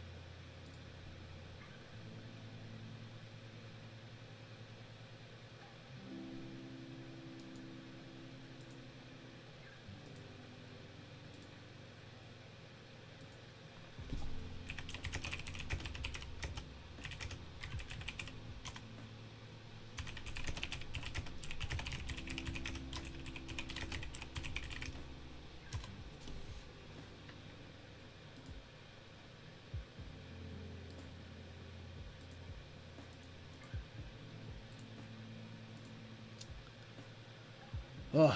Of course, if anybody else has any other notes on any of the posts that were put in the trading review channel, feel free to comment on them, reply to some of the people in here. It's not a one-off thing where only Bueller can respond. You guys are allowed to interact and respond to each other as much as you want. I do ask you guys be polite, be mature. Don't sit there and shit on somebody. Don't talk to someone that I like. You know, don't talk like somebody who's super rude. I would never do that to somebody.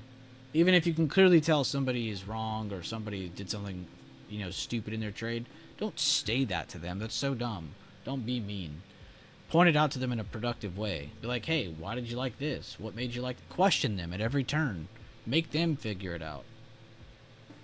And then, bam, next thing you know, you got a best friend that trades just as good as you, or some shit, he might even be a better trader than you, and you don't even know it yet. Thank you. Just wanted to make sure that I'm learning the correct way. Nah, bro, you looked at the levels perfectly. I think another good thing too is that you identified that we had to open lower, and then we broke lower. So it's like in your head you have to be taking trades to the downside until we see that flip. And that's just a cool general rule. Is like, well, we have our breakdown under open and we have a bearish retest under today's open. Okay, well, you should probably be bearish until we see a break back above that open or whatever area we decided was, you know, giving us that trend. I got to check NVIDIA again because the 117 was a pretty big break and they did drop $1.50. Looks like a bearish retest under 118 is happening as well. This looks like a lower high. I didn't grab the fib, but let's see. Yikes. SMCI, pretty big red day for them. That's an 8% red day. 10.5% red day currently where Tesla's sitting, which means it was only so much worse down here. God, some huge moves today.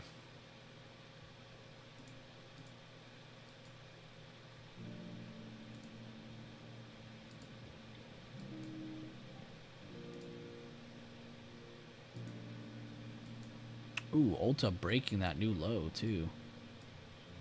That might not be good for them. Plenty of time ahead of earnings, too. It's at the end of next month.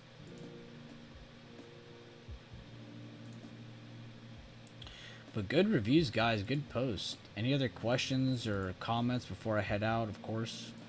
I was trying to wrap up the stream, but then you guys started posting some really awesome reviews, and we started talking a lot more to each other.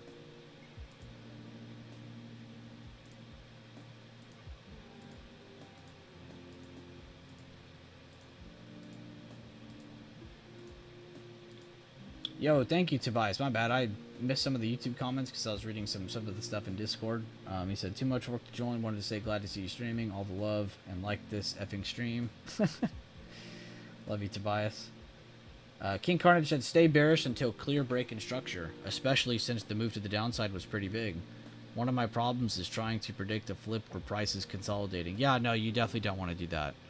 I think that was one of my biggest learning curves too, is constantly trying to buy the dip, or even you know, vice versa. If I know I see a big resistance forming and I see a lot of rejections happening, you know, buying puts randomly isn't the move. You really do need a structure of rules, you know. And it's funny because through everything on my channel, through everything in the chat, there is a rule set. You know, if you take any of my scalping strategies with the EMAs, without the EMAs, with just the levels, there's rules to each of them. You know, and that's really what you have to set in place to give yourself that structure so you can build confidence to start trusting plays ahead of time. You're never going to get that, like, preemptive confidence if you never even build that structure. But if we don't have any other questions or any other comments, I think I'm going to end it here. Thank you guys again. A lot of really, really cool people showing up today. A lot of really awesome comments by you guys. Good updates. Again, as always, you guys are never really lacking in that department. And yeah, just keeping each other up. I've been seeing a lot of people just keep each other going in the chat, even when I'm not, you know, 100% active during the day. So really glad to see that, even when I'm not here. Glad to see everybody stepping in for each other. No problem, Dr. J.